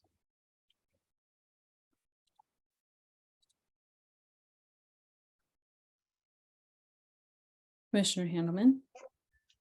Well, you know, I mean, we as a commission try to achieve consensus, but as Commissioner McDowell pointed out, this is an administrative hearing, and I don't think they'll be able to, you know, have the same kind of deliberations we do. And we put majority vote because that's what it is right now. If people think that that's not strong enough, if you know, obviously if we are going to go with 3-person panels, it has to be a majority. But I feel we should just leave this in, and we can discuss it at the larger commission.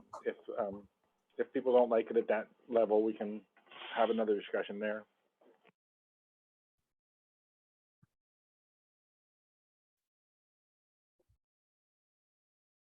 This was a larger section, but we are definitely at the 5-minute mark for this section. So I just wanted to just double check if there's any other questions or comments or language changes. And then I also just want to clarify which ones are actual changes that are actually been changed, because I know there's stuff that's going to go for further discussion that want to be changed, but isn't necessarily something that you'd want to change currently. So once staff is done writing, can figure out what that looks like. So I see that's C2D1, the word, oh, that's discussed, so that doesn't count.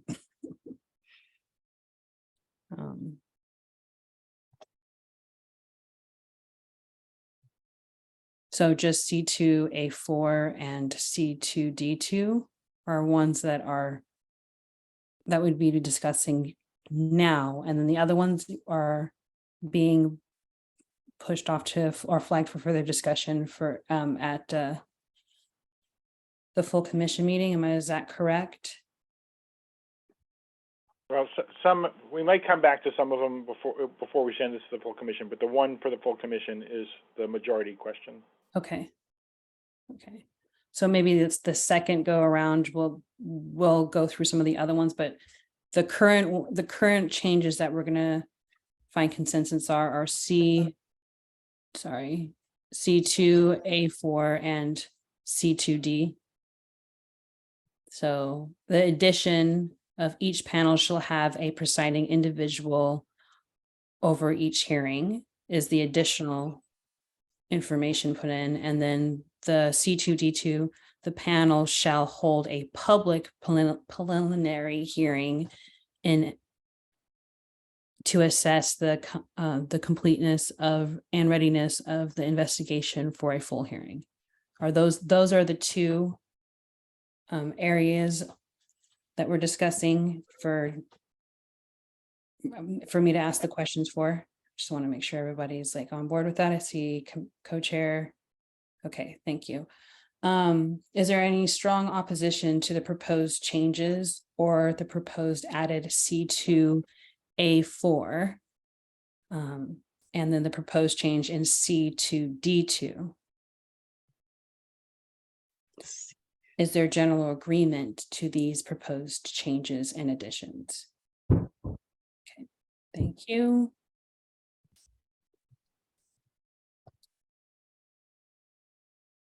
So am I correct in concluding that we are finished we're finished at this time with section C2? Okay, thank you. And can we move forward, please? Hello, Commissioner Christian. Welcome.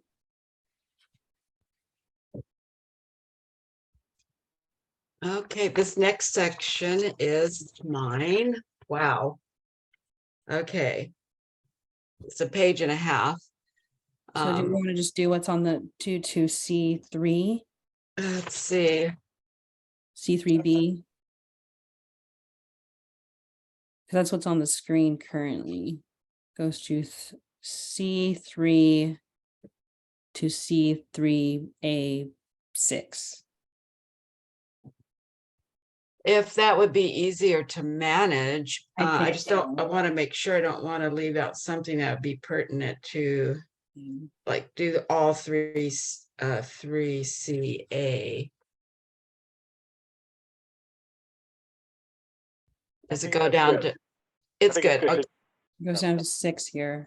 And then I guess my question just for is it all right with the commission if we go through this, talk through this, and then go through the questions of this particular portion of the section and then move on to the next check, since this one is so long?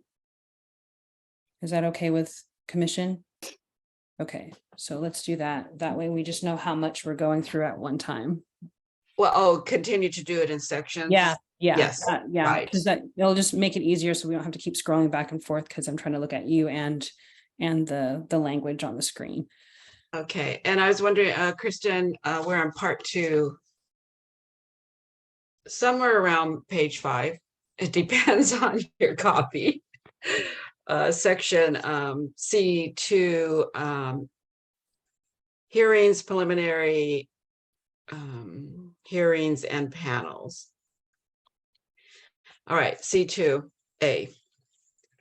C3 C3. Hold on. or in hearing process was public hearings is what I'm Yes, saying. I'm okay. C3, hearings process, it was public hearings. All right, C3A. The board will hold open hearings on misconduct complaints and investigations. C3A1, public notice of hearing shall be posted at least, did we change that to 7 days? I believe 7 days before the hearing date. That's 7 business days. 7 business days, right, before the hearing date. I'm reading from my old copy with my own notes on it. So C3A2, in limited specific circumstances defined by law, maybe I should be looking at your, because I have state or federal law, parts of the hearings can be held without being open to the public. C3A3, examples of reasons to close the hearings to the public include to protect the identity of a victim or private medical information. C3A4, while details protected in closed sessions are confidential, decisions shall be made publicly. C3A5, throughout the hearing process, the chair or presiding board member shall remind the audience of the seriousness of the employment matter being discussed while acknowledging community responses. And C3A6, the supervisor from the Bureau's training division shall attend all hearings to answer questions about police policy, training, or procedure. That's open for discussion.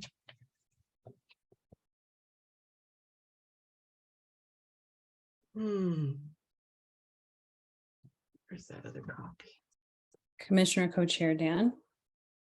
Right, so the thing about executive sessions where the public is shut out, some of that is contemplated in state law, which we cited, I think, in the in a footnote, but maybe not. That public bodies can't make decisions out of public eye, so they can go in and discuss the private medical information, but they have to come out to make the decision. Going back to Commissioner McDowell's question about, it says chair or presiding board member. I think it should just say chair or presiding officer. Where'd you go? Oh, you're looking for the original language that we used before. Presiding individual. Oh, good. The chair or presiding individual. Instead of board members, leave the chair in there, but just say or presiding individual. And we put that in, as you say, again, the footnote that we put this in, or this is actually just a comment. We won't leave this as a footnote, but this is to address the embarrassment clause that is in the PPA contract that hasn't been pulled out yet, so that if people start, hollering, cheering because they like the decision, or if they start booing because they didn't like the decision, that, just the chair, and we're just saying, remind the audience of the seriousness of the employment matter being discussed. I'm not necessarily saying that the people should be thrown out or anything like that. It's just so that the board itself can kind of stay neutral during the decision-making process. And then I'm looking at the what we're proposing in C3A6, and I think I don't want to use the term supervisor because the training division is about to get a civilian dean of training, and they won't be called a supervisor. So it should be a person from the upper management of the Bureau's training division instead of supervisor is what I suggest. A person, from the upper management of the Bureau's training division. Right. So that I'm hoping that person is going to be somebody that the community can count on to give full and accurate answers to questions. Okay, those are my proposals for this section. Thank you. Thank you. Any other proposed language changes, comments, or questions for this chunk of this section?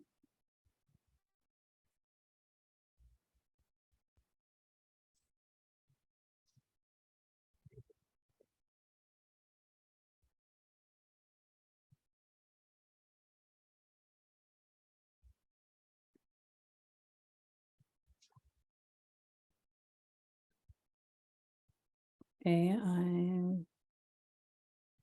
I don't see any. Looks like everyone's read over it and are okay with it. Okay. So I will read the proposed changes. As C3A5 and C3A6. Throughout the hearing process, the chair or presiding individual shall remind the audience of the seriousness of the employment matter being discussed while acknowledging community responses. That's C3A5 and C3A6. A person from the upper management of the Bureau Training Division shall attend all hearings to answer questions and police policy trainings or procedure. Yeah, and a space between individual and board members. That would be awesome. Well, board is marked. Yeah, it's scratched out, but it's so hard to see. Like, I can't tell which one it is. And so, yeah, that is, thank you for that suggestion, because it is easier for me to see what I'm reading. So are these are the proposed changes in question? I just want to make sure that people are on the board with that. Yes, okay. Is there strong opposition to the proposed language changes for C3A5 and C3A6? Is there general agreement on these proposed changes? Wonderful. Okay. So this concludes this particular section, and we need to take a break. And we're stopping at C3B, I believe. Is that where we're stopping? Okay, great. So, and we're going to take 15 this time, just to give ourselves a bio break and really give break for our interpreters. Thank you again for your hard work. And we'll see you in, okay, I'm going to say because we're starting at 4:20, so we'll be back at 4:35. That way that we get that extra minute to close everything. All right, thank you. Okay, let's get the draft up on the screen, and we're starting with C3B, I believe. Oh, staff. Yeah, we asked specifically about the terminology in the last two sections about presiding individual, but just wanted to check if we could ask on a blanket level that we change those all to from chair or to make the language consistent throughout the document, and that way we wouldn't have to do that multiple times throughout the document. Does that make sense? Wherever it says things like, I think it says presiding individual, where to go? So yeah, I suggested that just now in the chat to you. I don't know if you saw it already, but yeah, I didn't. That's great. Much, yeah. Can we get a consensus on that from the subcommittee members to say presiding individual instead of chair, wherever it says that right now? I see lots of spirit fingers in agreement, so I would say that would be consensus. Oh, there's a hand raise. Yeah, is that you? Co-chair? Okay, you're just Agreeing. Okay.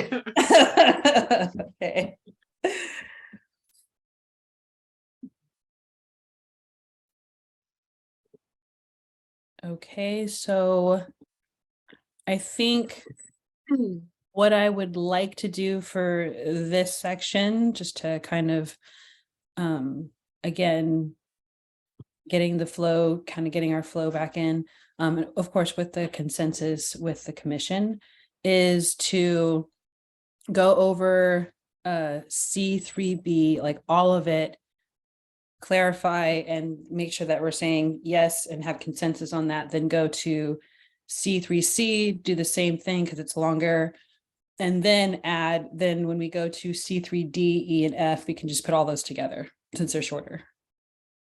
Okay, great. So let's go. Excuse me. All right. C3 B. Okay, all right. The hearings process has accommodations to ensure accessibility. C3B1. The complainant can appear with their advocate as well as a support person and or an attorney. C3B2. The officer can appear with their bargaining unit representative and or their attorney and or support person. C3B3. Interpreters shall be provided with adequate advance notice for arrangements to be made. C3B4. Other accommodations shall be made for people with disabilities. Okay. Open for discussion.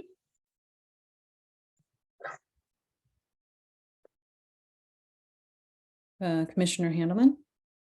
I only have one thing, which is be consistent with the discussion we had way back early on in the document. The officer can appear with their bargaining unit representative / advocate, because we decided if they don't have a bargaining unit representative, that they should be provided an advocate like the community member did. So, yeah, we subcommittee decided that. We'll ask the full commission to approve all this later.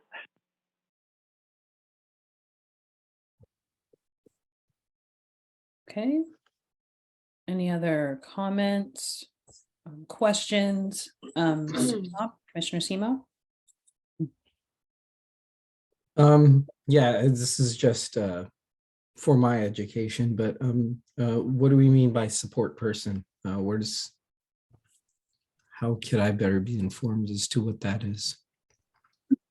Outside of like the union representative and or their attorney, would this like be like their supervisor or whatnot? Well, Commissioner Husseini, it could be. We suggested that they should, because we're letting the community member bring somebody that, to be there for them as a personal support person, that we should do the same thing for the officer. So it's just so that there's an equal number of support people for both sides. But, presumably it's a friend or a peer or something, whoever they choose. But a maximum of 3 for each side.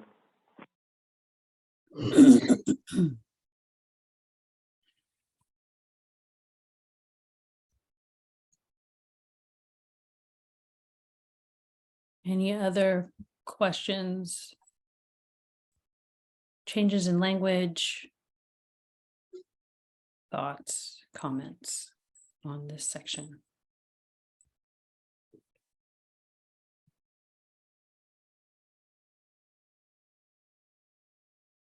Okay, we were doing CB.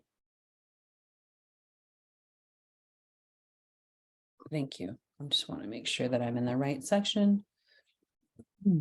So at this point, I'm seeing there's only one proposed change in language. And it's the word, the additional word of advocate in C3B2. Am I correct in that assumption? Okay. So just reading into the record, the officer can appear with the bargaining unit representative / advocate and or their attorney and or support person. Okay. Is there any strong opposition to this proposed language change in C3B2? Is there general support or general agreement for the proposed language for CB32? Okay, thank you. Are we all right to move into the next section of? Okay, and now we are in C3C1. Okay. Or excuse me, C3, yeah, C3. Yeah. Yeah. 3C3, procedure for the hearings. And there's a note. throughout this subsection, complainant and officer may include their representatives. C3E1, the basic circumstances of the case and allegations shall be read into the record in the beginning of the hearing. C3C2, the complainant and officer can make opening statements. The complainant can choose whether to provide their statement before or after the officer. C3,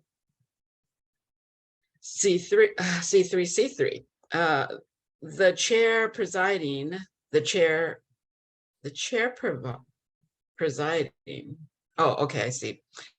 The chair presiding member or / presiding member begins questions of witnesses, followed by the other panel members. C3, C4. Board staff can ask questions at the invitation of the chair.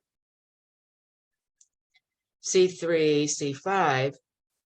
The officer or complainant can request for the panel to ask more questions. C3, C6. Through the panel, the complainant or officer can call witnesses, introduce exhibits, cross-examine, suggest that the panel impeach witnesses. Officers can be called for cross-examination even if they did not testify. C3, C7, the complaint, should that be complainant? Mhm. Yeah, the complainant and officer can offer rebuttals. C3, C8, the officer and complainant can make closing statements. C3, C9, the panel deliberates on the evidence. C3, C10, public input shall be taken before the panel's final deliberation and vote. C3, C11, should there still be outstanding issues regarding evidence that can be obtained, the panel may vote to send the case back one time for further investigation, specifying the information sought. C3, C12, the panel decides findings by majority vote. Those who disagree can include their dissenting information along with the findings. C3, C13, when a decision is made at the end of a public hearing, the board chair or designee should explain the appeal process. If any finding is made outside the public hearing process where an appeal is still possible, or the complainant does not appear at the hearing, a board representative can explain the process or delegate to staff. That's the end of C3. Yep, that's the end of C. C3, C, ooh, lots of them. Okay. Open. Should we do we need to scroll up a little bit more? So we can just start with like C1 through C8 of C3. Good Lord. Or okay, C9. So it goes from C3C to 3C, 3C9. Let's start there just for the sake of our eyesight. Other than what I see in terms of what you've already agreed to automatically change, are there any other questions, comments, or language changes in this section? Commissioner McDowell. Yeah, I have some concerns about some of these procedures. I guess the first one that just comes to mind is calling an officer for cross-examination if they have not testified. It's first of all, cross-examination only would occur if somebody has already testified, so it would probably be examination. But so I guess that really gets into the compelled. We would be compelling their testimony at this hearing. And I'm not, I know when we talked about access to information, we talked about compelling their presence at an investigatory interview, but I'm not sure we had talked about compelling their testimony at a hearing. So that just seems like something that we ought to be discussing, because that's, I think, a fairly significant issue. Normally people, like in a court proceeding, they could choose not to testify. And so the idea that they would be compelled to testify is, I think, is something we should be considering in terms of that being procedurally fair. I suppose they can, yeah, anyway, that's a question I have. And whether we have seen that anywhere else, because it just seems a little unusual to me. Commissioner Handelman, you have your hand raised. Yes, well, this is addressed in the access to information. And yes, the contemplation is that the officers will be able to be compelled in front of the board to testify. We may need to add that into this section. You're probably right about that. So the word cross-examination comes directly out of San Diego County's rules, where they use that exact sentence. It said they can be called for cross-examination, but I understand what you're getting at there. So I'm fine with crossing out the word cross.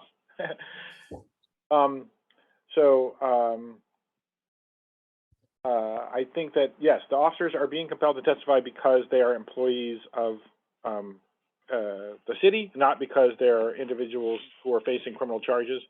And so they would have to be read this, if there's some kind of question of criminality, they would have to be read the Garrity warning, I guess, but that's also in access to information. I just want to, from a formatting perspective, that note at the top, I think, is really important. And I don't know, we don't have any other example of this right now, but I don't want this section to go forward without that note. So maybe we can just put that in parentheses after procedure for the hearings and have that as part of the heading or something, but just so that that concept doesn't get lost. And so we don't have to keep writing that throughout the whole thing. Thank you. So just to clarify, I hope I'm not talking out of turn. No, go ahead. All right. Just to clarify,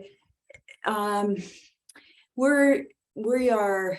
I'm just trying to understand how the hearing process is going to go. You would have each side make an opening statement, and would the staff who has investigated the case, would they be also considered like a party presenting their, like, in other words, is the staff going to be sort of prosecuting the case on behalf of the board, or is it the board has the investigation results and then as do the complainant and the officer, and then the complainant and officer present their cases to the board, which is supported by staff, but the staff is not actually functioning as a party in the proceeding? Is that what's contemplated here? Commissioner Handelman. Yeah, well, so this is based on two things. One is the way that citizen review committee meetings currently run. And so if you look at C3C1, it says the basic circumstances of the case and allegation shall be read into the record. It doesn't say who does that. Could be staff. But the second thing is that the basic underlying premise of the charter amendment that we're fleshing out here is that community members run this board. Community members hire the director, and the director then hires the staff. So I think this entire process is designed keeping in mind that what we think, I mean, maybe not everybody, but at least Commissioner Michelle Wesley and I and other people who worked on these sections think as the will of the voters was that it's the board that's running the show and not the staff telling the board what to do, or taking their they can delegate that responsibility if they want to, but I think that having the community members be in charge of this process is part of what's going to make this trustworthy to the community. Thanks. I guess just to give you a little context about where I'm coming from, in many administrative agencies, you have a staff role, and sometimes staff is considered advisory, and they basically are kind of behind the scenes advising the commission, the agency, and sometimes they're considered party staff, and so then they're like, they play a role as a separate party that advocates for the position. They advocate for their kind of view of how this ought to go, and they advocate that to the agencies. So in any case, the board would be deciding it. It's just whether it sounds to me like what's contemplated here is that staff is really functioning in an advisory role to the commission, not as a separate party. Is that right? So the two parties then in front of the board would be the complainant and the officer. Is that what's contemplated? That's how this has been designed. Okay. So far, yes. Yeah, and I'll tell you, I get the documents from San Diego County, and their staff used to always put a recommended finding into the packets for everybody, and they stopped doing that just recently. I just find that when you have somebody who's seen as an authority, even if they're subservient to the board, making a recommendation before the board has a chance to do their own analysis and deliberation, that's going to sway their vote. So I think that it's best not to have the staff weigh in. And That's fine. Running short of time, but it's like the first time a case ever went to City Council, the Citizen Review Committee was trying to get a sustained finding, and it's the director of the IPR was asked by City Council, "What do you think?" And he told them, and they went with his thing instead of the community members. And that's sort of informed also by how things go when you have the paid staff weighing in like that. Thanks. Okay, so just a couple of follow-up questions on just how this is laid out here. Why do you need the officer or complainant to ask the panel to ask more questions when the complainant or the officer under the next section is entitled to ask their own questions?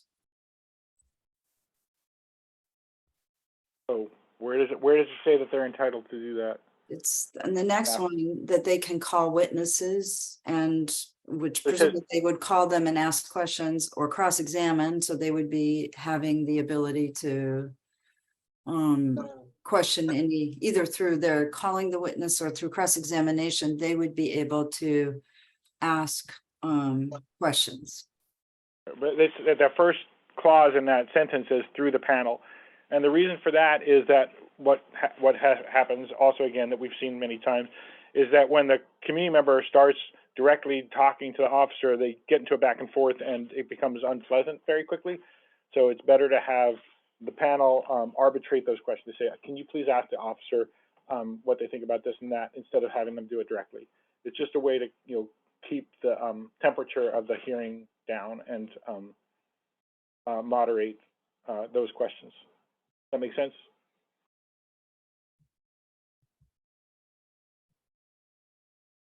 So how would a complainant cross-examine through the panel? I'm just not understanding how that would work. They would say, I would like, presiding officer, I would like to ask this officer whether they think A, B, or C. And then, it could be the panel could see if they ask them, what they had for breakfast and it's not relevant, they can also screen those questions. Okay.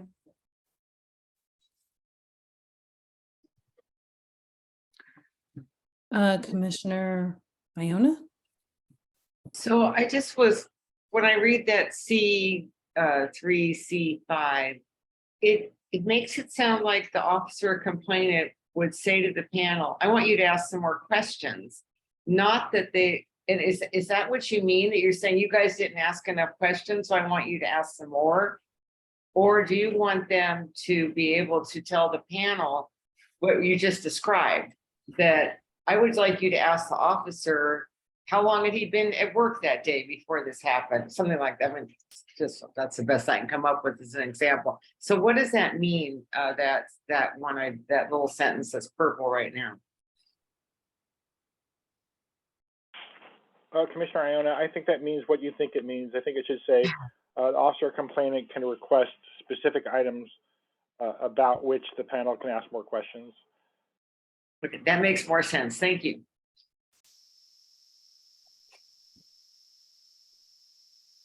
Commissioner McDowell. So I guess I just would like to flag that process seems pretty unusual, and to me, the idea that you would be able to ask questions or introduce exhibits or cross-examine, you would need to go through the panel, that you couldn't do it directly. I've never seen an administrative tribunal work that way, and I'm wondering if that I guess I'm just questioning whether that is the optimum process. I understand the reason to do that would be to maybe put the panel between the questioning, the person doing the questioning and the witness, but that really is the role typically for the hearings officer, to control that, that and control that exchange and make sure that it's professional. And I think that having to go through, to ask your question to the panel so that the panel can then ask the witness, it seems like a pretty awkward way to run a hearing.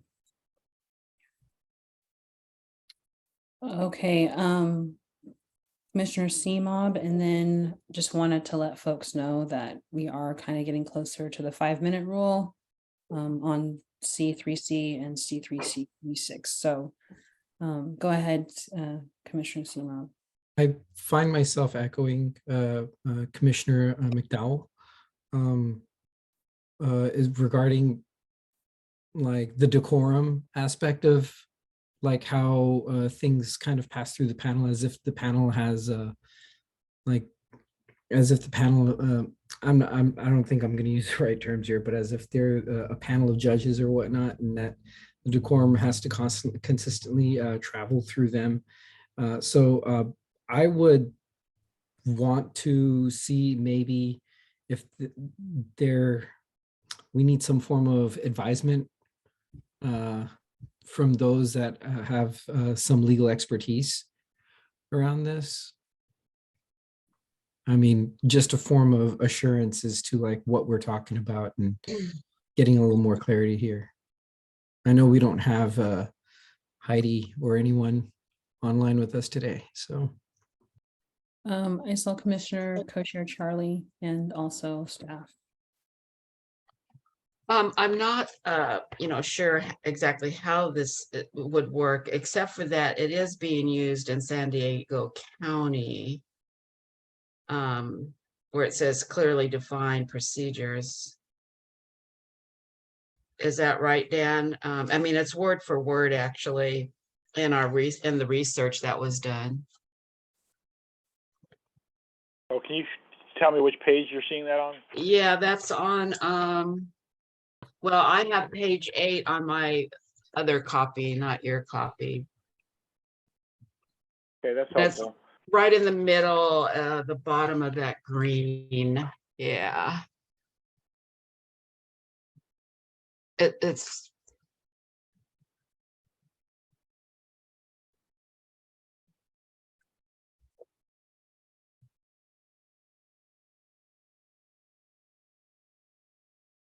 Yeah, well, thank you, Co-Chair Michelle Wesley. So this is why we left the research in the document. But it does allow the complainant and the officer to ask questions directly. And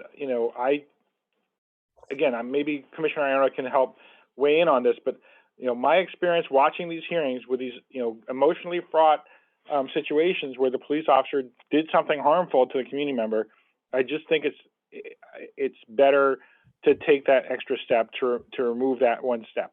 Or to add that one step, really, to have the board panel help arbitrate those discussions so that they don't devolve into back and forth for arguments. So this can be something we flag for further discussion and bring to the whole commission later. But it may be different because the advocates have a very ill-defined role right now, just that they're going to help the person throughout the process. So maybe the advocate can act in that capacity, but we, at this point, We've said that the complainant means the complainant or their advocate or their support person.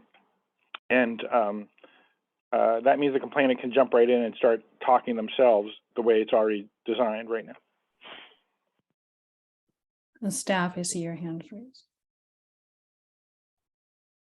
And you're Just to flag, as part of moving on to the next thing, it's a time check, 5 o'clock, and there is an F in this, and the goal of today is to complete a first pass through the entire document, so that at the next meeting there can be an understanding that we have 6 things in 2 hours to do it in, or 16 things and we have 2 hours to do it in, whatever that may be, some level of knowledge. And so completing that first pass is really important in order to be able to time manage into the next situation. So just wanted to flag that as the subcommittee proceeds. Thank you. So again, it looks like we're flagging that for further discussion as we have. Yeah, it's noted as the 5 and 6 together are kind of one flagged further discussion. Okay.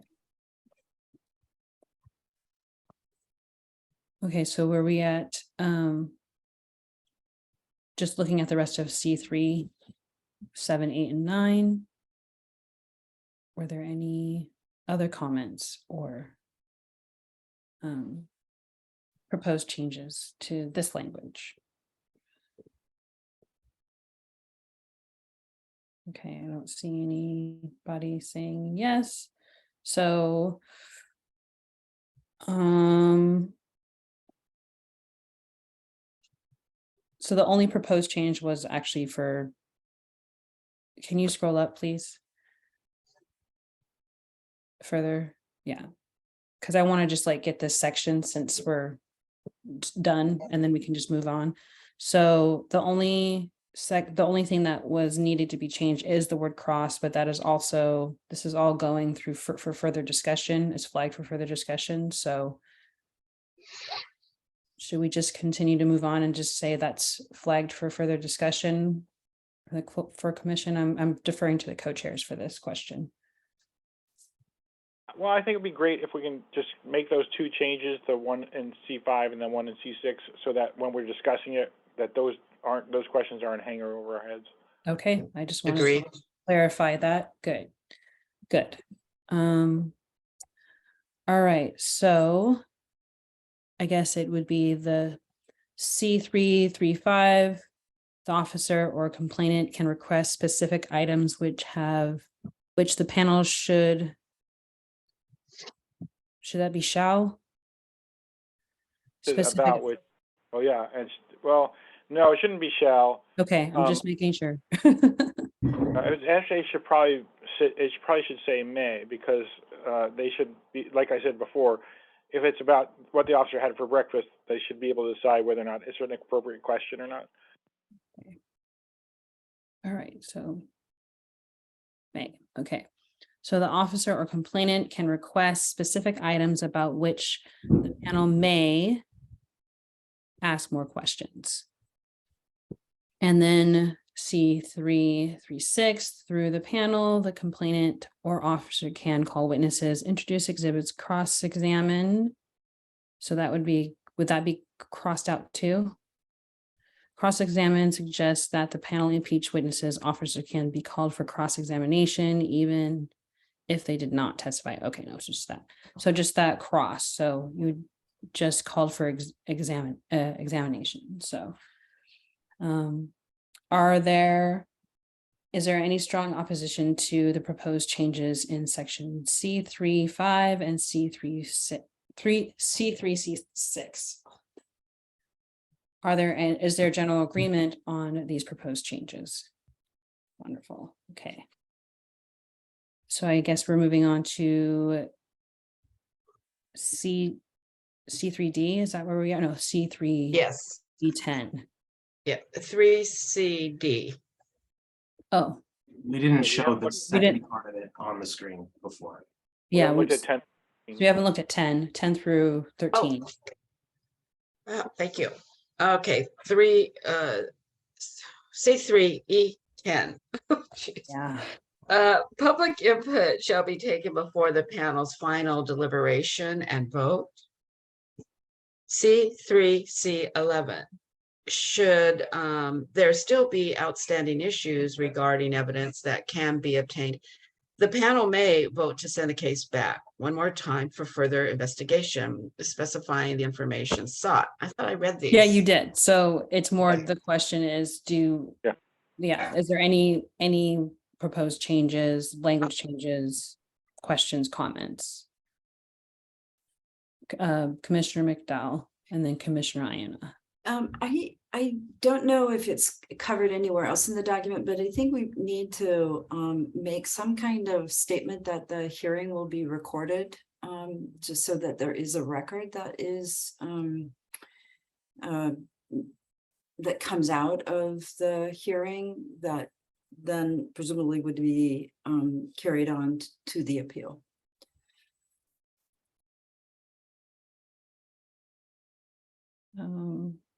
And then Commissioner McDowell.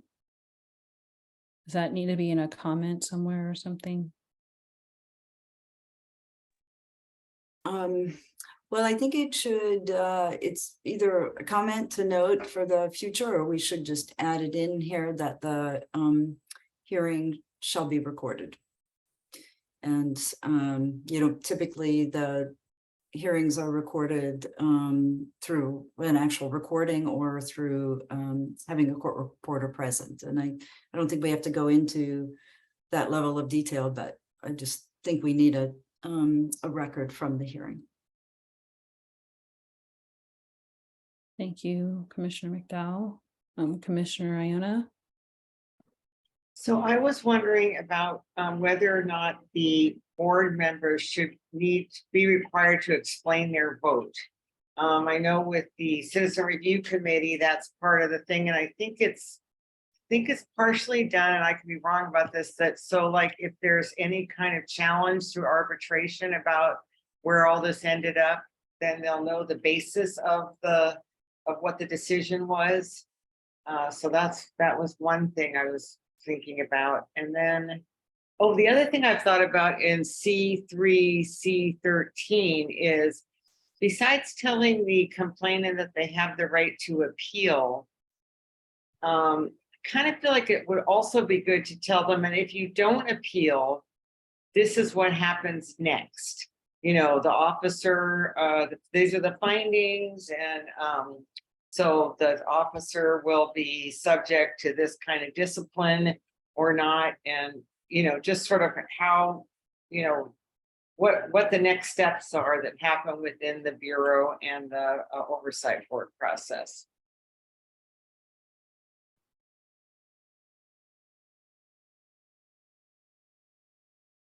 Commissioner Dan Henleman.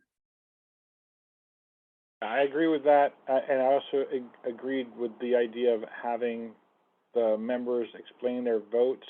We can see in C3, C12 after by majority vote, with each member explaining their vote.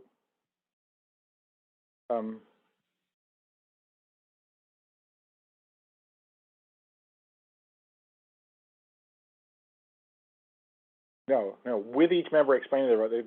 The idea is to make it so it's a mandatory thing. I think Commissioner Iona is right that could come back later in an appeal or some other proceeding, so they can explain how they can direct the decision. And just first, instead of putting the recording at C3, E4, whatever it is, C3, C14, I think it should be added to the top of C3A, which talks about there being an open public hearing. Right, so the second sentence there, the hearing shall be recording. Got a good place for it, Commissioner McDowell? Yeah, okay, great. Commissioner Seema. Yeah, in that section, is there any time or place where we would be specifying how much time they would be given on their vote, on the position of their vote?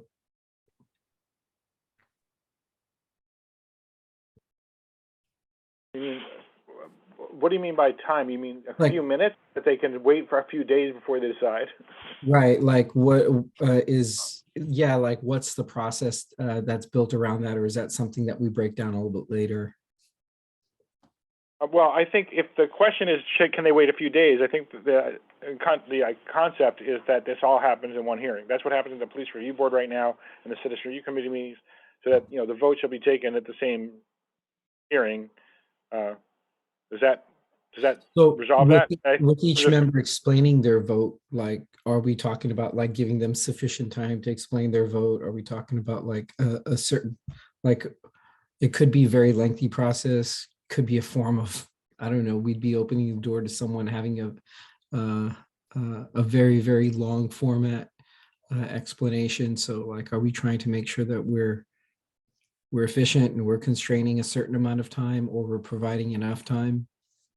I hear what you're saying with a lot of words. No, perhaps we should write with each member briefly explaining their vote. How's that? Well, because I know before we talked about having sufficient time for explanation. We've used that that framing, that wording, and I forget where, so I'm referencing something without knowing exactly where it was. But yeah, is that something that we need to discuss to figure out, like, okay, do we give them a shortened period of time, or do we give them a specific period of time? This also could be just talked about during this structural oversight subcommittee to determine that too. Just kind of putting that out there. As we are getting more and more and more into this one, we should be moving on to another one. And I saw that Commissioner McDowell's hand was raised. I'm sure she has. I'm fine. I was gonna weigh into how public deliberation often occurs, but if we want to just have this discussion another time, I can just save my comments till that time. Thank you. Okay. Staff. Yeah, just to clarify, this is something that, you know, kind of like the question about majority vote that was addressed in the context of structural oversight issues as perhaps something for later. There was also a conversation and no determination made that some of these things are within the context of the board's ultimate bylaws. So in either scenario, probably not in this particular subcommittee work, unless you know, there are sort of exceptions to that, like a minimum threshold for the size of the panel is definitely something within the scope, for example, but that's up to the subcommittee. Just wanted to make sure that you're aware of what the discussion was around and also what the level of granularity is in terms of all this. There'll be other conversations coming up that may help fill in the gaps. Thank you, staff, for the clarification. So from C3, C10 through C3, C13, I believe we have C3, 12, C3, C12, and C3, C13 that have changes. So the panel decides finding by majority vote with each member explaining their vote. Those who disagree can include their dissenting information along with their findings. And then C3, C13, when a decision is made at the end of a public hearing, the presiding individual should explain the next steps, including the appeal process. If any finding is made outside the public hearing process where an appeal is still possible, or the complainant does not appear at the hearing, a board representative can explain the process or delegate staff. So of those two, is there strong opposition to the proposed changes to the purple highlighted items? Is there general agreement to the proposed changes? Okay, wonderful. And the rest of the items are moved to further discussion. And we are now in section CD. C3D, sorry. And I'm assuming it's okay to move forward. Thank you. Okay. And is this you still, co-chair Wesley? Okay. Right. Okay. C3D. I'm gonna try reading it off the screen, although that's always not optimal for me. Should the panel decide that one or more allegations in violation of bureau policy, they will move to a vote on the discipline for the involved officer, which shall also be decided by majority vote. C3E, hearings can be held even if parties fail to appear. C3F, the panel may receive an oral or written statement volunteered by the complainant or the member or other officers involved or any other person. C3F1, hearsay is admissible. Evidence is allowed if responsible persons are accustomed to using such information in serious affairs. C3F2, when the hearing process develops new information, the panel may consider the new information when determining if additional investigation is warranted. But the committee may not incorporate the new information in the evidentiary record.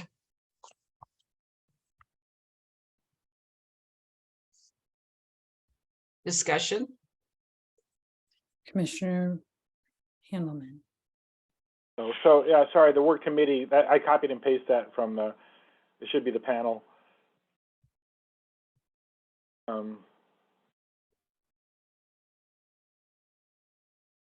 Commissioner McDowell. I think that last item is if that the hearing, if additional information is developed through the hearing, that will be a part of the record. So I'm not understanding how it could be developed within the hearing process, but not be considered a part of the evidentiary record. That just doesn't make sense to me. Commissioner Handelman.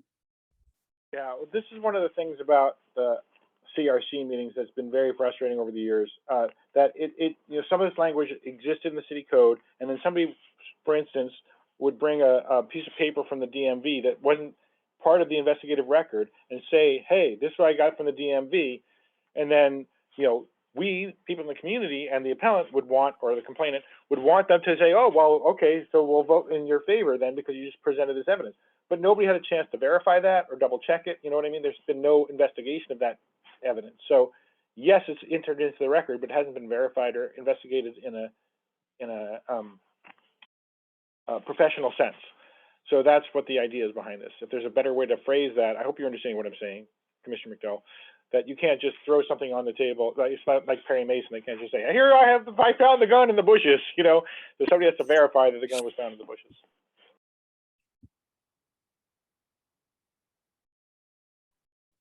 Co-chair Wesley. Right. I mean, that didn't make sense to me either until you just now explained it, which I think you did before, but it should be clarified in that statement somehow. I mean, I understand why that would occur at the CRC where you're really on appeal, and you're on appeal, with a record that has been developed through the process.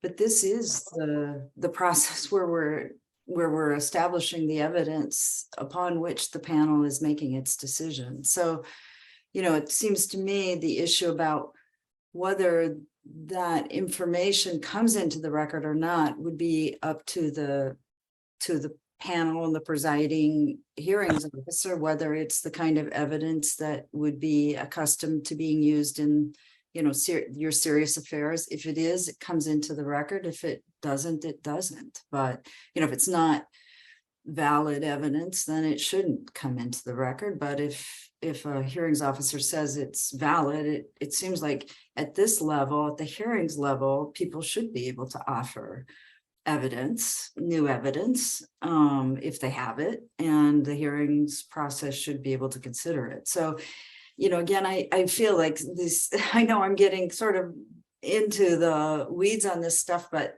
you know, these details matter, and I think they're you know, there's kind of a normal administrative hearings process and how you create a record, and the hearings officer is sort of the screen for that, or the panel, whoever's presiding is the screen for that, but then you create the record and then the appeal comes from that record that you've created. So those are my comments. So I'm uncomfortable with the C3 F2. I think that should be something subject to additional discussion. Thank you. I was going to suggest that this be flagged for further discussion, and that Commissioner Handelman, that this would be the last comment on this section, and then we move forward, please. Okay, well, as a reminder, we just approved a section that said there's a preliminary hearing, and that's where evidence that hasn't been entered into the record should be brought forward. And if it hasn't been entered by the time you get here, then it's going to be a very unusual piece of evidence. And that's why, I think that we should consider this like a second level. It's not an appeal, but it's kind of at that point. And, also remember that the parties to this aren't necessarily attorneys. So I think that might also make a difference between the kind of hearings you're used to attending, but I'm not sure. All right, so I agree we should flag it for later.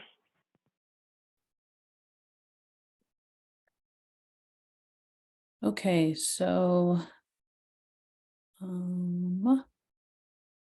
I just want to, before I get your question, I want to make sure that we finish this particular portion, then I'll get to your question, Seema. I saw you. And it's just more about the language changes. So at this point, there's just one, and it's oh, okay, so never mind. We don't need to vote on this one or do anything. So what was your question? And then can we move on to the next section? So first, can we move on to the next section? Just want to check in with everybody. Yes. Okay. And then what was your question, Seema? About C3F1. It's just I'm just trying to wrap my head about around hearsay being admissible. So can we flag that for further discussion and move Oh forward? yeah, if we can flag that for later. Right. Definitely have some follow-up on that as well. Thank you for keeping us paced.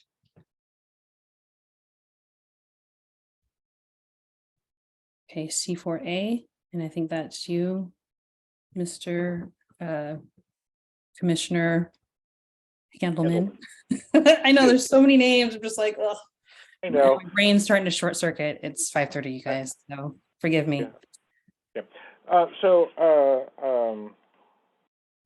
Yeah, I can't remember. The footnotes stopped in the middle of the last section. There may be some that are still here, but that last thing that Commissioner Hussaini flagged wasn't footnoted because we hadn't got that far in our footnoting process.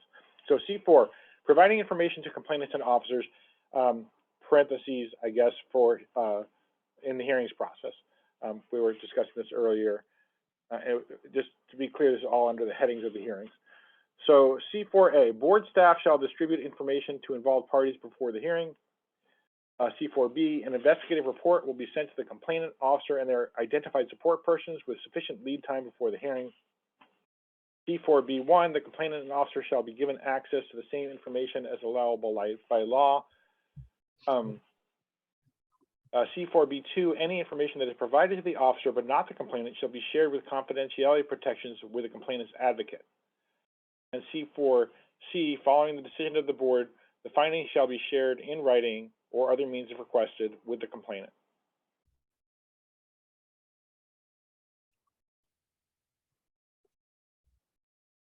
Yes.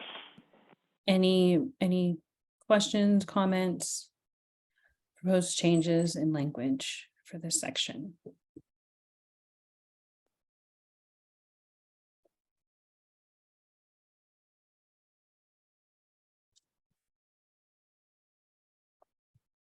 I saw one head shake no. I'm just making sure that everyone's had time to read it.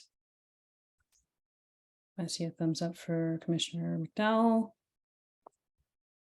Okay, Zany, Commissioner Christian. You have a hand up? Yeah, I just have a quick question. Is lead time something that would be defined by the board in the future? That's not something we have to decide right now, correct? Yeah, I was thinking about that, but I also don't want it to be decided that it, 24 hours is okay. I was thinking about the 7-day notice that's given about the hearing and 7 business days. Oh, you weren't here, I think, when we said that. And I think that they'd have to have their materials in hand before that. So I think it should be, we should say, no less than 14 business days for the hearing. Does that make sense? Is that helpful? Especially co-chair Michelle Wesley, 14 business days? Okay. Yeah, I think that'll give everybody enough time to review it. Thank you. Any other comments or questions, proposed changes in language in this section? And I can lower your hand, right, Christian? Okay, got it. I did it. It's done.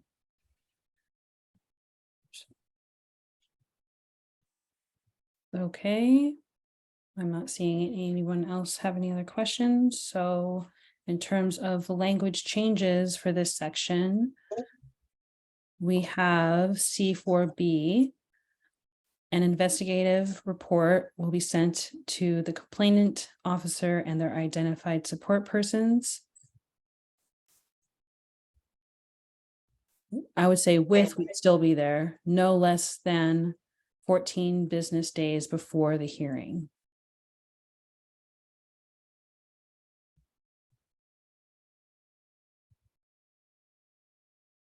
Oh, okay, so let me read it again. An investigative report will be sent to complainant officer and their identified support persons no less than 14 business days before the hearing. So that is the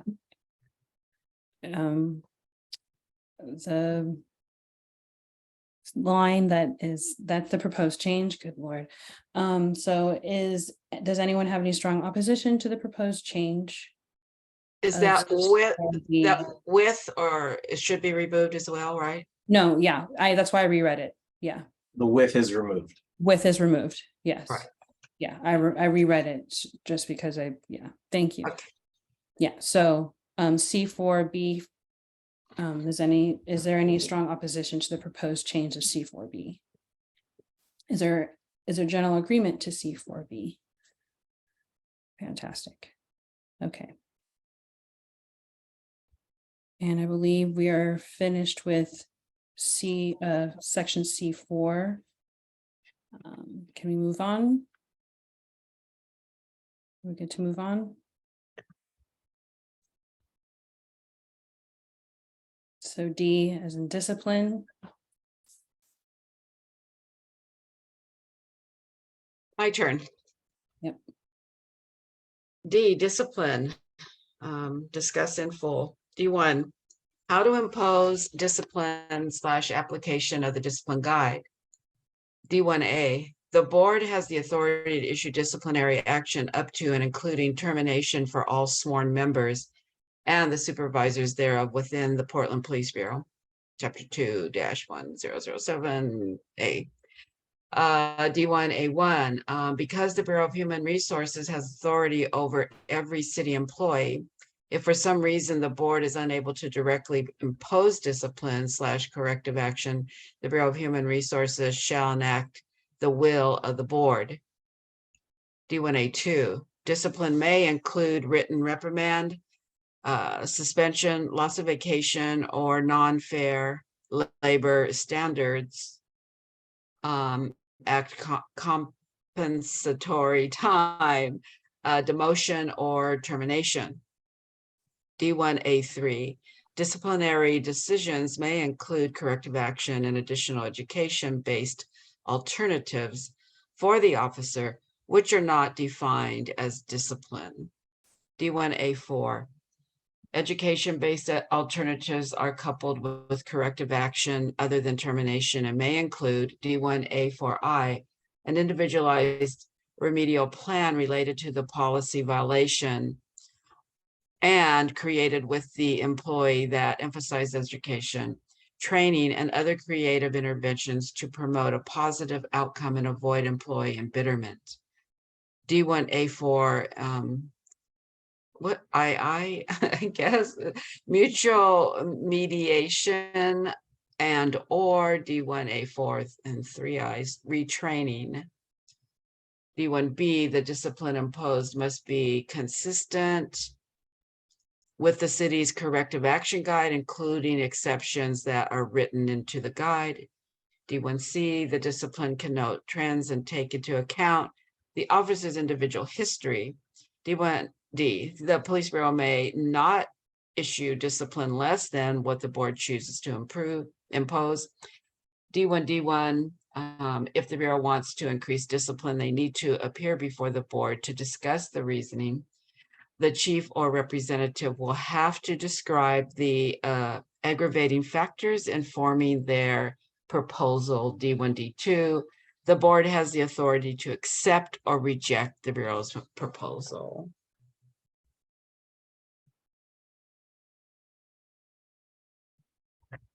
Open for discussion.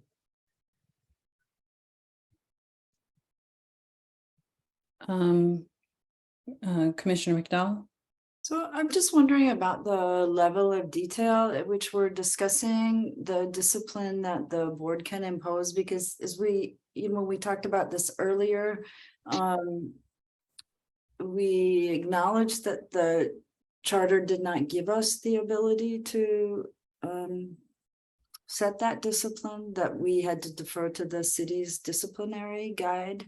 So I'm just wanting an explanation of how some of this detail is consistent with that position.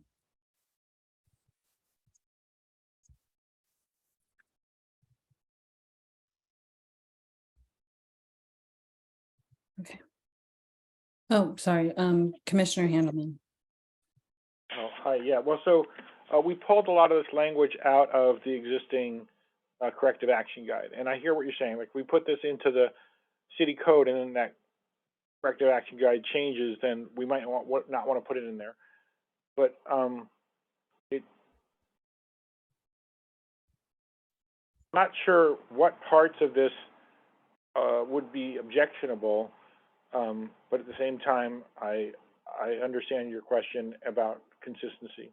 I mean, so these are, it's not like we're inventing these things out of whole cloth. This is what the options are right now.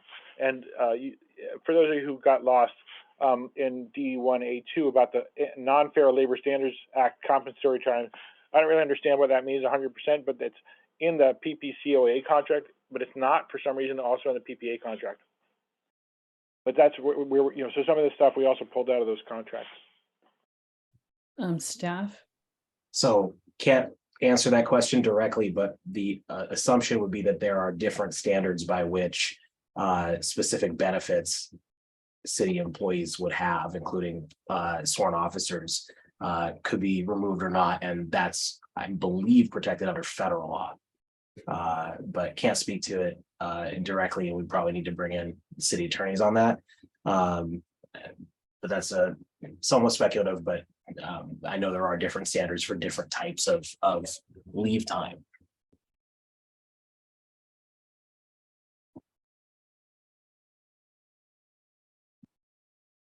Commissioner Handelman? Well, I just, the headline there, how to impose discipline / application of discipline guide, that was something that was charged to us as a subcommittee. So, if we need to pull some of the details out or flag it for further discussion, that's fine. But this is how we interpreted that that charge.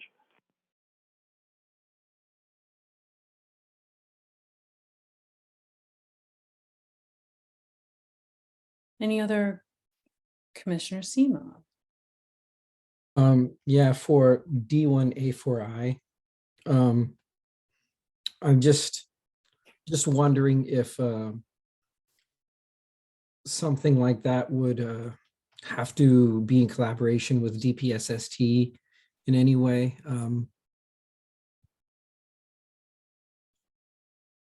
because I know a lot of the safety standards training for all officers in the state of Oregon all go through DPSST, including their officer certification within the state. So are we talking about maybe creating something remedial as far as a plan outside of that? Or is this, things to kind of note and consider as we kind of dive through this? Like, can we create something outside of DPSST? Is that what we're talking about?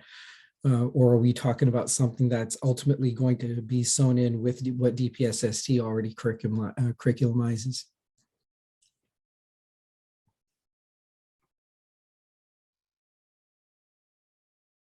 Commissioner Handelman? Well, I feels like we just need to flag this. The first thing is in the charter.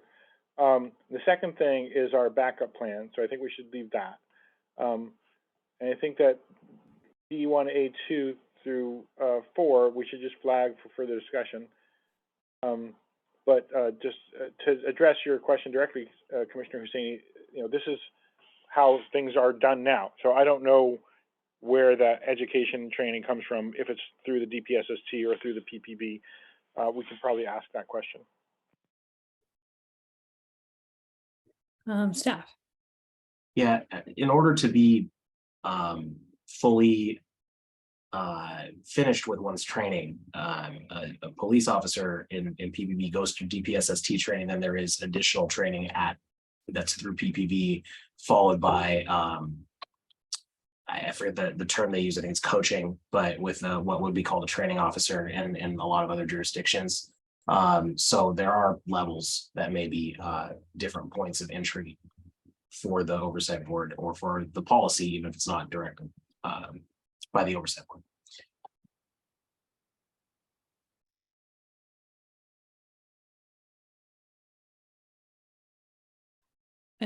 Are there any other questions or comments about this particular section of D1 to D1A4 Roman numeral 3?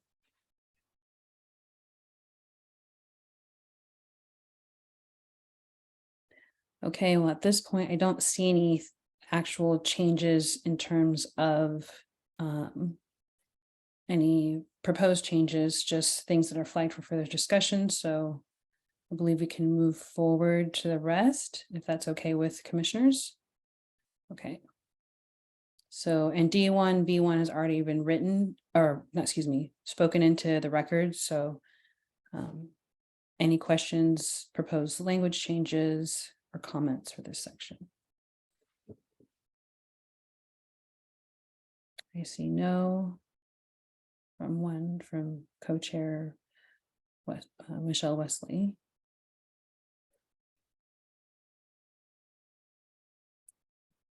Commissioner Handelman.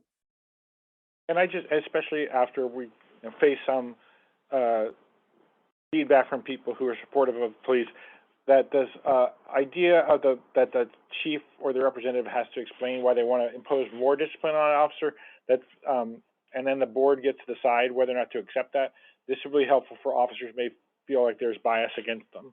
So this is to help officers who are being, unfairly singled out. And the board made a neutral decision, and then the Bureau wants to make it worse. So that's one of the reasons we added that. Thank you.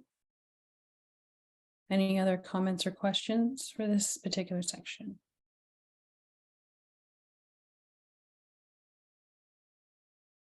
Okay.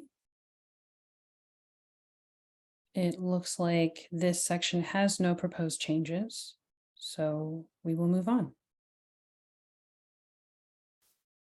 Yes, the ask is, shall we move on to D2?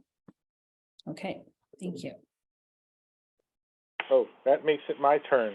Yep. Wow. Okay, D2, due process and just cause rules.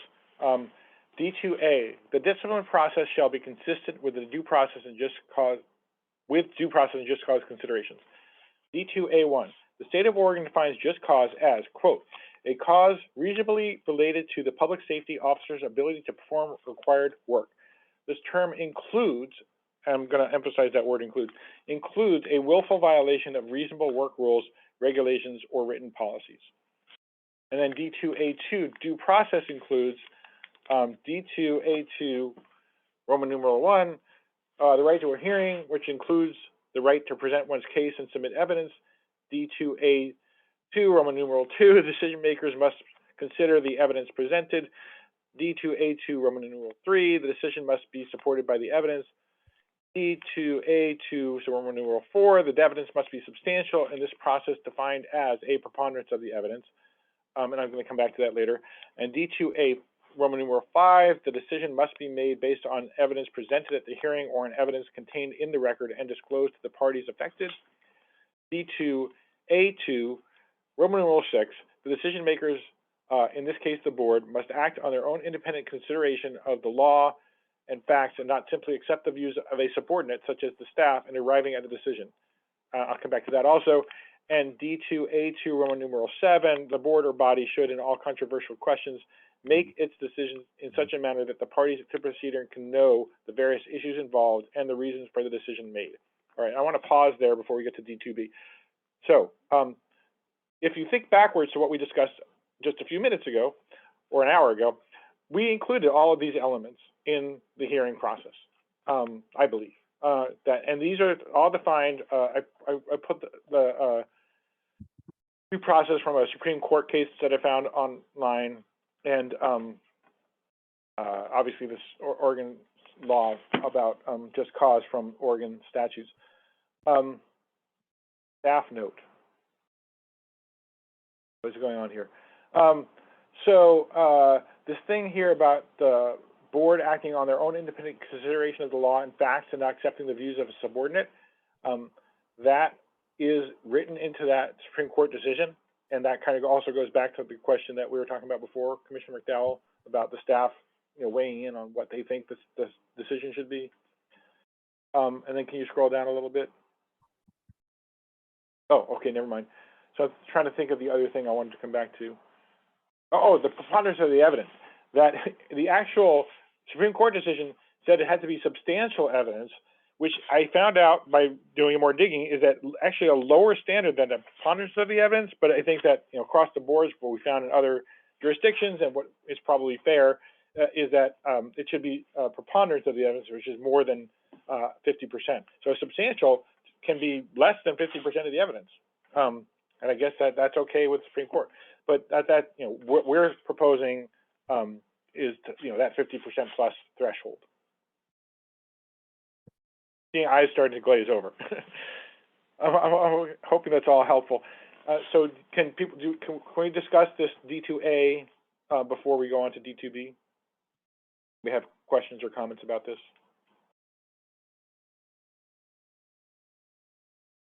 I am not seeing any, but I'm going to give people time to read all of it.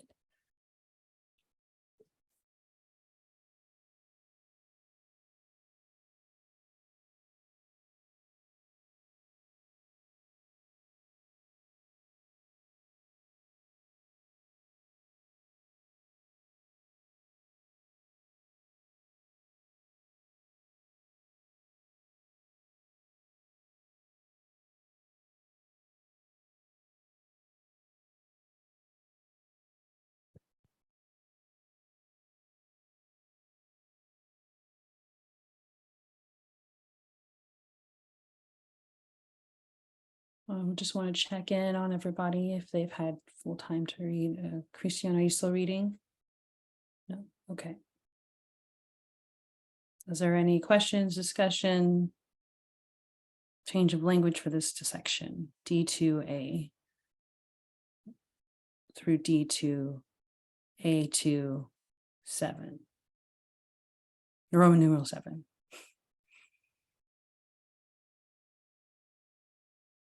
Okay. I'm not seeing any comments or questions. Is it okay to move on? Okay. So D2B, due process includes the officer's right to a due process hearing, also known as a Loudermill hearing, These hearings are required to be administered by the body imposing the discipline, in this case, the board. A side note, that is a Supreme Court ruling also that we've been talking about from the beginning of our process as a commission. D2B1, when discipline is imposed by the board, the panel which decided on the findings shall hold the due process hearing. So that's an important thing to come back to. D2B2, when discipline is imposed by the Bureau of Human Resources, one or more representatives of the board's panel shall attend the due process hearing to aid in deliberations. Okay, so I'll come back to the question later also. So just to be clear, the reason it's written in the language that's written in is that it may be that through a lawsuit or something that the board's ability to directly order the discipline gets upended, and we put our plan B above where the Bureau of Human Resources is going to impose that discipline instead. In that case, when the officer, so the Loudermill hearing that is required by Supreme Court ruling happens with the person or persons that made that decision. So now, right now, that's the chief of police. But in our future, that's either going to be the board or, according to what we've said, the Bureau of Human Resources. And so we wrote in so that if that hearing happens without the board's involvement, that they shall be involved, right? We're making it possible for the board members to be involved in that hearing through this section D2B2. Any questions? Comments, concerns, thoughts? I'm seeing shaking heads. Our resident attorney deeply thinking about this though, so. Yeah, I'm watching her face. I'm waiting. Sorry, are you saying that that we are designing the hearing on the hearing that we've just been talking about to be the Loudermill hearing, or are you saying that contemplating that the Loudermill hearing would be a separate and subsequent hearing? Yeah, that would be a separate and subsequent hearing. It'd be it's a kind of an appeal route for the officers that again the community member doesn't have, and this is one of the places where the unfairness of the system is something we can't undo because of the Supreme Court ruling. So yes, it would be a separate hearing. So maybe we say officers' right to a separate process hearing in D2B, yeah. And whether that's public, I don't know. I'm guessing not, but we're just leaving that neutral right now. Okay. Okay, so there is one proposed change into D2B. Are there any other proposed changes, comments, or questions for the section shown on the screen? Okay, I see no heads. I see heads shaking no. All right, so the proposed change is D2B. Due process includes the officer's right to a separate due process Loudermill hearing. These hearings are required to be administered by the body imposing the discipline, excuse me, in the case board. In this case, the board. Good Lord, I can't talk. Is there any strong opposition to the proposed changes of this language? Nope. Is there general agreement to the proposed changes of this particular language? Fantastic. Okay. So can we accept? You wanted to go to the question. There was the question, and then there was something else that you wanted to bring up again. I remember. Right. So can we, if it's okay, I'd like to accept this this last whole D2, and then I'm going to raise the question separately. Okay. Did we do Did we do the upper ones? We did the upper ones already, right? All of them, yes. Okay. So go ahead. I want to make sure that we got everything from D to B. Well, so this is, it's not really, I don't know if it's proposed for inclusion here or not. This is just a broad question for us to contemplate. And it is, if an officer refuses to comply with compelled testimony, since the board will already have the facts of the misconduct, does an investigation have to happen? Or does the case just go to a panel to decide the level of discipline up to and including termination? And I know everybody's starting to fade, but so basically, when an officer is compelled to testify, what they're being told is either you give us the answers that we're asking for, or we're going to impose discipline on you, which might mean we're going to fire you.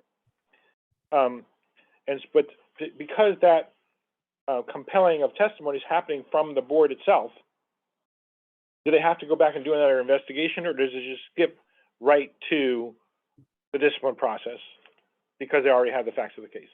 And I don't know if anybody here has an answer for that, but that's the question that's sort of floating out there.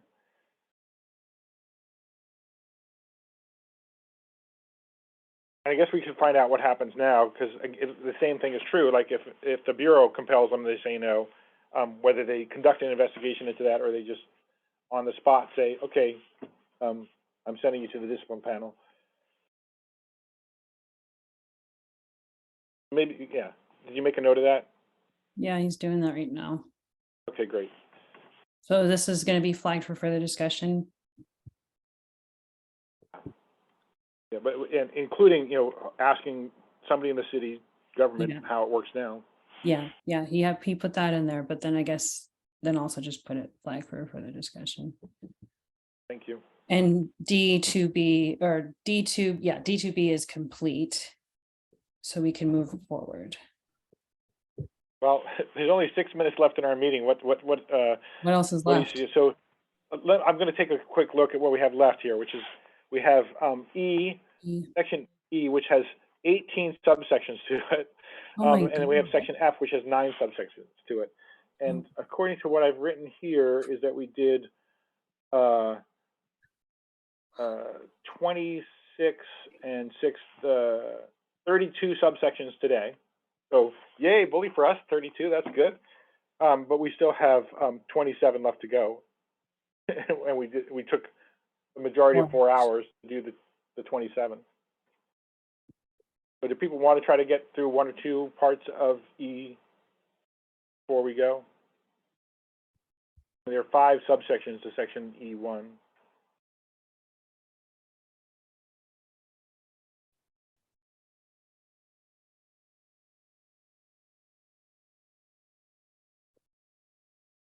Is that a yay or a nay? Michelle, co-chair. I think Mike is saying that, yeah, I think it's time to do the wrap up stuff. Include, and I did promise somebody that I would read their public comment into the record because they had to leave. Okay. Yeah, I'm done. Yeah. Yeah. We can see that. Okay. Okay. So there was one question from Commissioner Seamob. Do you want to ask that since we're kind of stopping, but not? Yeah, I mean, we're going to come back to it all anyway. So it's at some point. So I'm good. Okay. Okay. So thank you for all your time, commissioners. I guess we'll just go into next steps and I'll pass that on to staff and then we'll do public comment. Actually, my apologies. I know I said that. I think it's the other way around. my apologies. So let's do public comment first. And then we'll go to next steps. We will now take public comment on the issues that the PAC is discussing, where community members can tell their story about policing and police accountability. We ask members of the public to keep their comments or questions to 2 minutes in length and raise their hand in Zoom if they like to speak. Okay. I don't see any hands either. Except for Commissioner Handelman. Is this where you're going to read the public comment into record? Great, thank you. So this is from somebody that actually I know whose name is Dawn, and they were at the early part of the meeting and wrote several comments about asking the public how will they know their rights, and expressing that she wished she had known how to do this, like file complaints in the past, and then adding, I want this info in all the media, radio, newspapers, news, in the schools and everywhere. So, hoping that our community engagement person who's keeping track of public comments takes those down. And thank you all. Thank you, Commissioner Handelman, for reading that into the record. Okay, now that we are finished with public comment, now I will pass it on to staff for next steps. Thank you. So obviously we're not yet finished with the work of this subcommittee.